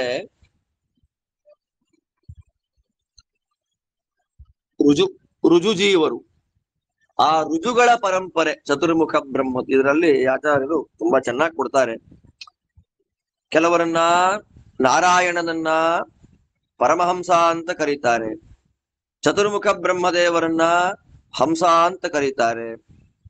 ಮತ್ತೆ ಪಾರಾವತರು ದೇವತೆಗಳನ್ನ ಪಾರಾವತ ಅಂತ ಕರೀತಾರೆ, ಮುನಿಗಳನ್ನ ತಿತ್ತಿರಿಗಳು ಅಂತ ಕರೀತಾರೆ, ಮನುಷ್ಯರನ್ನ ಶುಕರು ಅಂತ ಕರೀತಾರೆ, ಅಸುರರನ್ನ ವಾಯಸರು ಅಂತ ಕರೀತಾರೆ. ಎಲ್ಲವನ್ನೂ ಪಡೆದ ಇನ್ಯಾವುದೂ ಬೇಕಾಗೇ ಇಲ್ಲದ ದೇವರು. ದೇವ್ರ ಹತ್ರ ಇದಿಲ್ಲ ಅಂತ ಹೇಳೋಂಗಿಲ್ಲ, ದೇವ್ರ ಹತ್ರ ಎಲ್ಲ ಇದೆ. ಆದ್ದರಿಂದ ಭಗವಂತ ಪರಮಹಂಸ, ದೇವರಿಂದ ಎಲ್ಲವನ್ನ ಪಡಿತಾರೆ. ಆದ್ದರಿಂದ ಮುಖ್ಯ ಪ್ರಾಣ ದೇವರು ಅಂದ್ರೆ ರುಜಿಯೋಗಿಗಳನ್ನ ಹಂಸರು ಅಂತ ಕರೀತಾರೆ.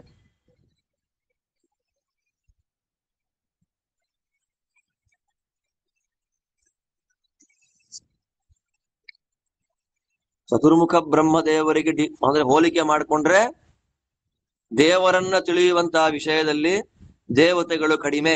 ಆದ್ದರಿಂದ ದೇವತೆಗಳಿಗೆ ಪಾರಾವತ ಅಂತ ಕರೀತಾರೆ. ತಿತ್ತಿರಿಗಳು ಸಂಸಾರದಿಂದ ಮೇಲೆ ಹೋಗುವಂತಹ ತತ್ವಜ್ಞಾನವನ್ನ ವಿಶೇಷವಾಗಿ ಪಡೆದಿದ್ದಾರೆ. ಆದ್ದರಿಂದ ಮುನಿಗಳಿಗೆ ತಿತ್ತಿರ ಅಂತ ಕರೀತಾರೆ. ಕುತ್ಸಿತವಾದ ಸುಖವನ್ನೇ, ಅಲ್ಪ ಸುಖವನ್ನೇ ವಿಶೇಷವಾದ ಸುಖ ಅಂತ ಅಂದುಕೊಳ್ಳುವ ಮನುಷ್ಯರನ್ನ ಶುಕ ಅಂತ ಕರೀತಾರೆ. ದುಃಖವೇ ಪೂರ್ಣವಾಗಿರತಕ್ಕಂತಹ ಅಸುರರನ್ನ ವಾಯಸರು ಅಂತ ಕರೀತಾರೆ. ಇರ್ಲಿ, ಇಂತಹ 5 ಜೀವರಾಶಿಗಳ ಮಧ್ಯದಲ್ಲಿ ಭಗವಂತನಿಂದ ಪಡೆಯಬೇಕಾದ ಎಲ್ಲವನ್ನೂ ಪಡೆದಿರುವ ಕಾರಣ ಚತುರ್ಮುಖ ಬ್ರಹ್ಮದೇವರು ಹಂಸರು. ಅಂತಹ ಬ್ರಹ್ಮದೇವರ ಕುಲ ರುಜುಗಣ. ರುಜುಗಣದವರು ಮಾಡಿದ ಉಪದೇಶ, ರುಜುಗಣದವರು ಮಾಡಿದ ಪ್ರಾರ್ಥನೆ ದೇವರನ್ನ ಹೋಗಿ ರೀಚ್ ಮಾಡುತ್ತೆ.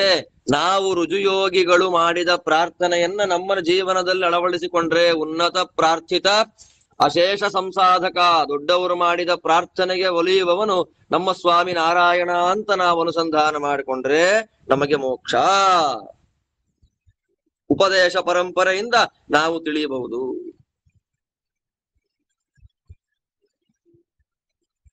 ಭತ್ತ ಅಕ್ಕಿ ಆಗತ್ತೆ, ಭತ್ತವೇ ಅಕ್ಕಿ ಅಲ್ಲ, ಭತ್ತವನ್ನ ಕುಟ್ಟಬೇಕು.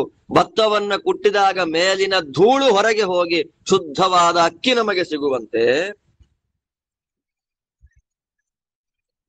ರುಜುಯೋಗಿಗಳ ಉಪದೇಶಗಳನ್ನ ನಾವು ಮನಸ್ಸಿನಲ್ಲಿ ಪಡ್ಕೊಂಡು ಬಿಟ್ರೆ, ಅನುಸಂಧಾನ ಮಾಡಿದ್ರೆ ರಜೋಗುಣ ತಮೋಗುಣ ಯಾವುದೂ ಇಲ್ಲ. ಅಯೋಗ್ಯರಾದ ವ್ಯಕ್ತಿಗಳಿಗೆ ವೇದ ಅರ್ಥ ಆಗೋದಿಲ್ಲ.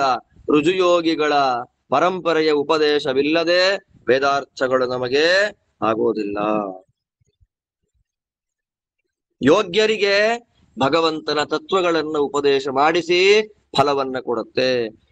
ರಜೋಗುಣದವರಿಗೆ ಅಲ್ಲೂ ಇಲ್ಲ ಇಲ್ಲೂ ಇಲ್ಲ ಅಂತ ಒಂದೊಂದ್ಸಲ ಫಲ ಕೊಡುತ್ತೆ, ಒಂದೊಂದ್ಸಲ ಫಲ ಕೊಡಲ್ಲ. ತಮೋ ಯೋಗ್ಯರಾಗಿರತಕ್ಕ ಅಸುರರಿಗೆ ವೇದಗಳು ಫಲ ಕೊಡೋದೇ ಇಲ್ಲ. ಆದ್ದರಿಂದ ವೇದಗಳಿಗೆ ಅರ್ಥರೂಪನಾದ ನಾರಾಯಣ, ವೇದಾಭಿಮಾನಿನಿಯಾದ ನಾನು ನಿನ್ನನ್ನ ಭಕ್ತಿಯಿಂದ ಇದೀಗ ಸ್ತೋತ್ರ ಮಾಡ್ತಾ ಇದ್ದೇನೆ ಸ್ವಾಮಿ. ನಮ್ಮ ಕೂಸಾದ ಬ್ರಹ್ಮದೇವರೇ ಮೊದಲಾದ 100 ರುಜುಗಳ ಪರಂಪರೆಯ ಉಪದೇಶವನ್ನ ಪಡೆದ ಜ್ಞಾನಿಗಳು ಮಾಡಿದ ಸ್ತೋತ್ರ ನಮ್ಮ ಹತ್ರಕ್ಕೆ ಬರುತ್ತೆ. ಆದ್ದರಿಂದ ಅವರ ಸ್ತೋತ್ರವನ್ನ ಕೇಳಿ ಅವರು ಮಾಡಿದ ವೇದಾಧ್ಯಯನಕ್ಕೆ ನಾವೆಲ್ಲ ವಿಶೇಷವಾದ ಫಲವನ್ನ ಕೊಟ್ಟು ಅವರಿಂದ ಸಾಧನೆಯನ್ನ ಮಾಡಿಸಿ ಅವರನ್ನ ಮೋಕ್ಷಕ್ಕೆ ಕರ್ಕೊಂಡು ಹೋಗೋಣ. ಆದ್ದರಿಂದ ನಾರಾಯಣ, ಅದಕ್ಕಾಗಿ ನೀನೀಗ ಎದ್ದು ಏನ್ ಮಾಡಬೇಕು? ಸೃಷ್ಟಿಯನ್ನ ಮಾಡಬೇಕು. ಸೃಷ್ಟಿಯನ್ನ ಮಾಡಿ ಎಲ್ಲ ಸಾಧಕೋತ್ತಮರಾದ ಉತ್ತಮ ಜೀವರುಗಳು ನಮ್ಮ ಹತ್ರಕ್ಕೆ, ನಮ್ಮ ಮನೆಗೆ ಬಂದು ಸುಖವಾಗಿರ್ಬೇಕು. ಅದಕ್ಕಾಗಿ ಸೃಷ್ಟಿ ಮಾಡುವಂತ ಮಹಾಲಕ್ಷ್ಮೀ ದೇವಿ ದೇವರಲ್ಲಿ ಅತ್ಯಂತ ಭಕ್ತಿಯಿಂದ ಹಾಡಿದ ಸುಪ್ರಭಾತ ಗೀತೆಯೇ ಈ ನಮ್ಮ ಶ್ರುತಿ ಗೀತೆ. ನಾರದರಂತಾರೆ, ಭಗವಂತ ಅಂತಾನೆ, ಇತ್ಯೇತದ್ ಬ್ರಹ್ಮಣ ಪುತ್ರಾ ಶ್ರುತ್ಯಾತ್ಮಾನುಶಾಸನಂ ಸನಂದನ ಮಥಾನರ್ಚುಹು ಸಿದ್ಧಾ ಜ್ಞಾತ್ವಾತ್ಮನೋ ಮುಖತಿಂ. ಹೇಗೆ ಆ ಬ್ರಹ್ಮಸತ್ರದಲ್ಲಿ ಆಗ್ತಾ ಇದ್ದಂತಹ ಈ ದೊಡ್ಡ ಜ್ಞಾನಸತ್ರದಲ್ಲಿ ಭಾಗವಹಿಸಿದ ಅವರೆಲ್ಲ ಸನಂದನರ ಮೂಲಕ ಕೇಳಿದ ಈ ತತ್ವವನ್ನ ಕೇಳಿ ತುಂಬಾ ಸಂತೋಷ ಪಟ್ರು. ಸಾಮಾನ್ಯವಾದ ತತ್ವ ಅಲ್ಲ ಇದು. ಇತ್ಯಶೇಷ ಸಮಾಮ್ನಾಯ ಪುರಾಣೋಪನಿಷದ್ ರಸಃ ಸಮುದ್ಧೃತ ಪೂರ್ವಜೈಸ್ತೈಹಿ. ಬದ್ರಿ ನಾರಾಯಣ ದೇವರು ಹೇಳ್ತಾರೆ, ವ್ಯೋಮಾಯನ ಮಹಾತ್ಮಭಿಹಿ, ಮಹಾನುಭಾವರಾದ ಸನಕಾದಿ ಮುನಿಗಳೆಲ್ಲರೂ ಅಶೇಷ ವೇದಗಳು, ಅಶೇಷ ಶಾಸ್ತ್ರ, ಪುರಾಣ, ಉಪನಿಷತ್ತು ಅದೆಲ್ಲದರ ರಸರೂಪದಲ್ಲಿ ಈ 27 ಶ್ಲೋಕಗಳ ಶ್ರುತಿಗೀತೆಯನ್ನ ತೆಗೆದುಕೊಟ್ಟಿದ್ದಾರೆ. ಇದನ್ನ ಯಾರು ಅನುಸಂಧಾನ ಮಾಡ್ತಾರೆ, ಏವಂ ಸ ಗುರುಣಾದಿಷ್ಟೋ ಗೃಹೀತ್ವಾ ಶ್ರದ್ಧಯಾತ್ಮವಾನ್ ಪೂರ್ಣ ಸದ್ಯಸ್ತತೋ ರಾಜನ್. ಇದನ್ನ ವಿಶೇಷವಾಗಿ ಮನನ, ಅನುಸಂಧಾನ ಇದನ್ನೆಲ್ಲವನ್ನ ಯಾರು ಚಿಂತನೆ ಮಾಡ್ತಾರೆ, ಶ್ರುತಿಗೀತೆಯ ಸಾರವನ್ನ ಮನನ ಯಾರು ಮಾಡ್ತಾರೆ, ಅವರಿಗೆ ಭಗವಂತನ ವಿಶೇಷವಾದ ಅನುಗ್ರಹವಾಗತ್ತೆ ಅಂತ ನಾರಾಯಣ, ಬದ್ರಿ ನಾರಾಯಣ ತಿಳಿಸಿದ ಮೇಲೆ ನಾರದರು ಹೇಳ್ತಾರೆ, ನಮಸ್ತಸ್ಮೈ ಭಗವತೆ ಕೃಷ್ಣಾಯ ಅಮಲಮೂರ್ತಯೇ ಯೋಧಾತ ಸರ್ವಭೂತಾನಾಂ ಅಭಯೋ ಯಸ್ಯ ತೇ ಕಲಾಹ. ಕೃಷ್ಣ ನಾರಾಯಣ, ತತ್ವೋಪದೇಶವನ್ನ ಮಾಡಿದ ನಿನಗೆ ವಿಶೇಷವಾದಂತಹ ನಮಸ್ಕಾರ ಅಂತ ಹೇಳಿ ಅಲ್ಲಿದ್ದ ಎಲ್ಲ ಮುನಿಗಳಿಗೆ ಹೇಳಿ, ವೇದವ್ಯಾಸರ ಆಶ್ರಮದಿಂದ ನಮ್ಮ ತಂದೆಯ ಆಶ್ರಮಕ್ಕೆ ಬಂದು ಅಲ್ಲಿ ನಮ್ಮ ತಂದೆಗೆ ನಾರಾಯಣ ಮುಖ ಕಮಲದಿಂದ ಕೇಳಿದ ಎಲ್ಲ ತತ್ವ ರಹಸ್ಯವನ್ನ ಹೇಳಿದ್ರಪ್ಪ. ಪರೀಕ್ಷಿತ, ನೀನ್ ಏನ್ ಕೇಳಿದೆ, ವೇದಗಳು ಭಗವಂತನಲ್ಲಿ ಹೇಗೆ ಪ್ರವೃತ್ತಿ ಆಗತ್ತೆ ಅಂತ ಕೇಳಿದ್ಯಲ್ಲ, ಅದಕ್ಕೆ ತದೇ ತದ್ವರ್ಣಿತಂ ರಾಜನ್ ಯತ್ ಪ್ರಶ್ನ ಕೃತಸ್ತ್ವಯ ಯಶ್ಚ ಪ್ರಶ್ನ ಕೃತಸ್ತ್ವಯ. ನೀನು ಕೇಳಿದ ಪ್ರಶ್ನೆಗೆ ನಾವು ನಮ್ಮ ತಂದೆಗೆ ನಾರದರು ವಿಜ್ಞಾಪಿಸಿಕೊಂಡ, ನಾರದರಿಗೆ ನಾರಾಯಣ ಹೇಳಿದ, ಬ್ರಹ್ಮಸತ್ರದಲ್ಲಿ ಜನಲೋಕದಲ್ಲಿ ಸನಕಾದಿಗಳ ಚರ್ಚೆಯಲ್ಲಿ ಬಂದ ಪರಮಾದ್ಭುತ ಪ್ರಮೇಯ ಅರ್ಥ ಗುಂಭಿತವಾದ ಶ್ರುತಿಗೀತೆಯನ್ನು ನಾನು ನಿನಗೆ ಹೇಳಿದ್ದೇನೆ. ಅಂಥ ಅನಿರ್ದೇಶ್ಯನಾದ, ಪೂರ್ಣವಾಗಿ ತಿಳ್ಕೊಳ್ಳಿಕ್ಕೆ ಸಾಧ್ಯವೇ ಇಲ್ಲದ ಭಗವಂತನನ್ನ ವೇದಗಳು ನಮ್ಮ ಯೋಗ್ಯತೆಗನುಸಾರವಾಗಿ ಹೇಗೆ ತಿಳಿಸಿಕೊಡ್ತಾ ಇದೆ ಅನ್ನೋದನ್ನ ಅನುಸಂಧಾನ ಮಾಡಿದರೆ ಹೃದಯ ಕಮಲದಲ್ಲಿ ವಾಸನಾದ ಭಗವಂತ ಸಂತುಷ್ಟನಾಗಿ ಮೋಕ್ಷವನ್ನ ಕೊಡ್ತಾನೆ. ಯೋಹ್ಯಾತ್ಮ ಜಗದಾದಿ ಮಧ್ಯ ನಿಧನೋ ಯೋ ವ್ಯಕ್ತ ಜೀವೇಶ್ವರೋ ಯಸೃಷ್ಟ್ವೇದ ಮನು ಪ್ರವಿಷ್ಟ ಋಷಿಣಾ ಚಕ್ರೆ ಪುನಃ ಸಂಹಿತಾಂ ಯಂ ಸಪದ್ಯ ಜಹಾತ್ಯಜ ಮನುಷೈ ಸುಪ್ತಃ ಕುಲಾಯೈ ಯಥಾ ತಂ ಕೈವಲ್ಯ ನಿರಸ್ತಯೋ ನಿಮಭಯಂ ಧ್ಯಾಯೇದಜಸ್ರಂ ಹರಿಂ. ಶುಕಾಚಾರ್ಯ ಹೇಳ್ತಾರೆ, ಯಾವ ಆತ್ಮ ಅಂತರ್ಯಾಮಿಯಾದ ನಾರಾಯಣ ಜಗತ್ತಿಗೆ ಆದಿ ಮಧ್ಯ ಅಂತ್ಯನಾಗಿದ್ದಾನೋ, ಯಾವ ಭಗವಂತ ಯಾರ ಕಣ್ಣಿಗೂ ಕಾಣದೆ ಜೀವರಿಗೆ ಈಶ್ವರನಾಗಿದ್ದಾನೋ, ಯಾರು ಸಕಲ ಜೀವಾಂತರ್ಯಾಮಿಯಾಗಿ ಸಕಲ ಕೆಲಸಗಳನ್ನ ಮಾಡಿಸ್ತಾನೋ, ಯಾವ ಅದೇ ನಾರಾಯಣ ವೇದವ್ಯಾಸನಾಗಿ ಅವತಾರ ಮಾಡಿ ಭಕ್ತರ ಮೇಲಿನ ಅನಂತ ಕರುಣೆಯಿಂದ ಈ ವೇದ ಗ್ರಂಥ ತುಲ್ಯವಾದ ಶ್ರೀಮದ್ ಭಾಗವತವನ್ನು ರಚನೆ ಮಾಡಿದ್ದಾನೋ, ಯಾವ ಭಾಗವತದ ಶ್ರುತಿಗೀತೆಯ ಅರ್ಥಾನುಸಂಧಾನ ಮಾತ್ರದಿಂದಲೇ ಒಳಗಿರುವ ಅಜ್ಞಾನಾಂಧಕಾರವನ್ನ ಕಳೆದು ನಾಶ ಮಾಡಿಸ್ತಾನೋ, ಅಂತಹ ಶುದ್ಧ ಆನಂದ ಸ್ವರೂಪನಾದ, ಯಾವ ಹುಟ್ಟು ಸಾವು ಇಲ್ಲದ ಅಜಸ್ರ ಸ್ವರೂಪನಾದ ನಾರಾಯಣ, ವೇದವ್ಯಾಸ ರೂಪಿ ನಾರಾಯಣನನ್ನ ನಾವೆಲ್ಲರೂ ಕೂಡ ಭಕ್ತಿಯಿಂದ ಸ್ತೋತ್ರ ಮಾಡೋಣ. ನಾವೆಲ್ಲರೂ ಕೂಡ ಭಕ್ತಿಯಿಂದ ಅವನ ಮನನ ಮಾಡೋಣ, ಅವನ ಚಿಂತನೆಯನ್ನ ಮಾಡೋಣ ಅಂತ ಶುಕಾಚಾರ್ಯರು ಪರೀಕ್ಷಿತ ಮಹಾರಾಜರಿಗೆ ಹೇಳುವಲ್ಲಿಗೆ ಇದು ಶ್ರೀಮತ್ ಭಾಗವತೆ ಮಹಾಪುರಾಣೆ ಅಷ್ಟಾದಶ ಸಾಹಸ್ರ್ಯಾಂ ಸಂಹಿತಾಯಾಂ ವೈಯಾಸಕ್ಯಾಂ ದಶಮಸ್ಕಂಧೆ ಚತುರ್ನವತಿ ತಮೋಧ್ಯಾಯ. ಇಲ್ಲಿಗೆ ಶ್ರೀಮದ್ ವೇದವ್ಯಾಸ ವಿರಚಿತ 18,000 ಶ್ಲೋಕಾತ್ಮಕವಾದ ಶ್ರೀಮದ್ ಭಾಗವತ ಸಂಹಿತಾದಲ್ಲಿ ದಶಮಸ್ಕಂಧದಲ್ಲಿ 94ನೇ ಅಧ್ಯಾಯ ಸಮಾಪ್ತಿ ಆಗ್ತಾ ಇದೆ. ಇವೆಲ್ಲ ಕೇಳಿದ್ರಿ, ಎಷ್ಟು ಅದ್ಭುತವಾಗಿತ್ತು ಈ ತತ್ವ, ಶ್ರುತಿಗೀತ ತತ್ವ. ಲಕ್ಷ್ಮೀದೇವಿ ನಾರಾಯಣನನ್ನ ಏಕಾಂತದಲ್ಲಿ ಮಾಡಿದ ಪರಮಾದ್ಭುತವಾದ ಪ್ರಾರ್ಥನೆ. ಇದನ್ನ ಕೇಳಲಿಕ್ಕೆ ಹೇಳಲಿಕ್ಕೆ ಅಷ್ಟು ಸುಲಭದಲ್ಲಿ ಯೋಗ ಬರೋದಿಲ್ಲ. ಅಂತಹ ಒಳ್ಳೆ ಯೋಗ ವಿಜಯೇಂದ್ರ ಮಹಾಪ್ರಭುಗಳ ಆರಾಧನೆಯ ಪರ್ವಕಾಲದಲ್ಲಿ ನಮಗೆ ಸಿಕ್ಕಿರುವಂಥದ್ದು. ಅತ್ಯಂತ ಕಷ್ಟಕರವಾದ ಈ ಪ್ರಮೇಯ ಭಾಗ ಅರ್ಥ ಮಾಡ್ಕೊಳ್ಳೋದು ತುಂಬಾ ಕಷ್ಟ ಇದೆ. ಅಷ್ಟಿದ್ರೂ ಕೂಡ ಶಾಸ್ತ್ರದ ಮೇಲಿನ ಅಭಿಮಾನದಿಂದ, ವಿಶ್ವಾಸದಿಂದ ನೀವೆಲ್ಲ 5-6 ದಿನಗಳ ಈ ಜ್ಞಾನಸತ್ರದಲ್ಲಿ ಪಾಲ್ಗೊಂಡಿದ್ದೀರಿ. ಇಲ್ಲಿ ಈ ತತ್ವ ನಮ್ಮೆಲ್ಲರಿಗೂ ಉಪನ್ಯಾಸ ರೂಪದಲ್ಲಿ ಸಿಗುವಂತೆ ಆಯೋಜನೆಯನ್ನು ಮಾಡಿದ ನಮ್ಮವರೇ ಆದಂತಹ ಕೊಯಮತ್ತೂರಿನ ರಘುತ್ತಮನ್ರವರಿಗೆ ಭಗವಂತ ವಿಶೇಷವಾದ ಅನುಗ್ರಹವನ್ನು ಮಾಡಿ ಇದೇ ರೀತಿಯಾದ ಜ್ಞಾನಸತ್ರವನ್ನ ಅವರಿಂದ ನಿರಂತರವಾಗಿ ಮಾಡಿಸ್ತಾ ಇರ್ಲಿ ಅಂತ ಪ್ರಾರ್ಥನೆಯೊಂದಿಗೆ ಹೇಗೆ ಹೇಳಿದನೋ ಗೊತ್ತಿಲ್ಲ, ನನಗದು ಹೇಳಲಿಕ್ಕೆ ಬರೋದಿಲ್ಲ. ಭಾಗವತಾದಿ ಗ್ರಂಥಗಳನ್ನ ಹೇಳುವ ಸಾಮರ್ಥ್ಯ, ಯೋಗ್ಯತೆ, ಅಧ್ಯಯನ, ವಿದ್ಯೆ ನನ್ನದ್ದಲ್ಲ. ಎಲ್ಲ ನಮ್ಮ ಗುರುಗಳ ತಲೆ ಮೇಲೆ ಕೈ ಇಟ್ಟವರು ಭಾಗವತ ಹೇಳು ಅಂತ ಆದೇಶ ಮಾಡಿದ ಫಲ ಇವತ್ತು ಭಾಗವತದ ಸಾರವನ್ನ ಯಥಾಯೋಗ್ಯವಾಗಿ ಹೇಳಿಸ್ತಾ ಇದೆ.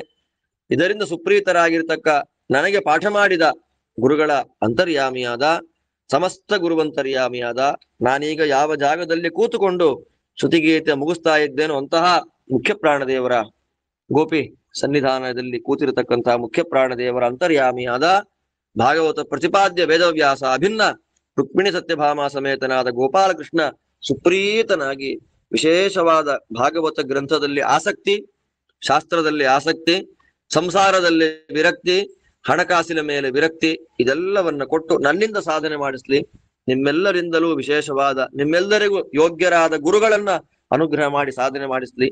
ಈ ಜ್ಞಾನ ಯಜ್ಞಕ್ಕೆ ವಿಶೇಷವಾದಂತಹ ಸಹಕಾರವನ್ನ ಕೊಟ್ಟ ನಮ್ಮ ರಘುತ್ತಮಂದ್ರವರಿಗೆ ಇನ್ನೂ ವಿಶೇಷವಾದ ಜ್ಞಾನ ಕಾರ್ಯವನ್ನ ಮಾಡುವ ಸಾಮರ್ಥ್ಯ ಕೊಡ್ಲಿ ಭಗವಂತ, ಹರಿಗುರುಗಳು ಅಂತ, ವಿಜಯೇಂದ್ರರು ಅಂತ ಪ್ರಾರ್ಥನೆ ಮಾಡ್ತಾ, ಇಷ್ಟು ದಿನಗಳ ಕಾಲ ನಡೆಸಿದ 27 ಶ್ಲೋಕದ ಶ್ರುತಿಗೀತೆಯಿಂದ ಬಂದ ಪುಣ್ಯವನ್ನ ವಿಷ್ಣು ಲೋಕದಲ್ಲಿ ವಿರಾಜಮಾನರಾದ ನಮ್ಮ ಗುರುಗಳಿಗೆ ಸಮರ್ಪಣೆಯನ್ನ ಮಾಡ್ತಾ, ಆ ಗುರುವಂತರ್ಯಾಮಿಯಾದ ಭಗವಂತ ಆ ಜೀವಕ್ಕೆ ವಿಶೇಷವಾದಂತಹ ಸದ್ಗತಿಯನ್ನ, ಸದ್ವೈಷ್ಣವ ಜನ್ಮವನ್ನ ಕೊಡ್ಲಿ ಅಂತ ಗುರುವಂತರ್ಯಾಮಿಯಾದ ಭಗವಂತನಲ್ಲಿ ಪ್ರಾರ್ಥನೆ ಮಾಡ್ತಾ 2 ಅಬದ್ಧ ಬಾಲಕ ನುಡಿಗಳನ್ನ ಸಮರ್ಪಣೆ ಮಾಡ್ತಾ ಇದ್ದೇನೆ. ನಿಮ್ಮೆಲ್ಲರಿಗೂ ಭಗವಂತ ಒಳ್ಳೆಯದು ಮಾಡ್ಲಿ. ಶ್ರೀ ಕೃಷ್ಣಾರ್ಪಣಮಸ್ತು.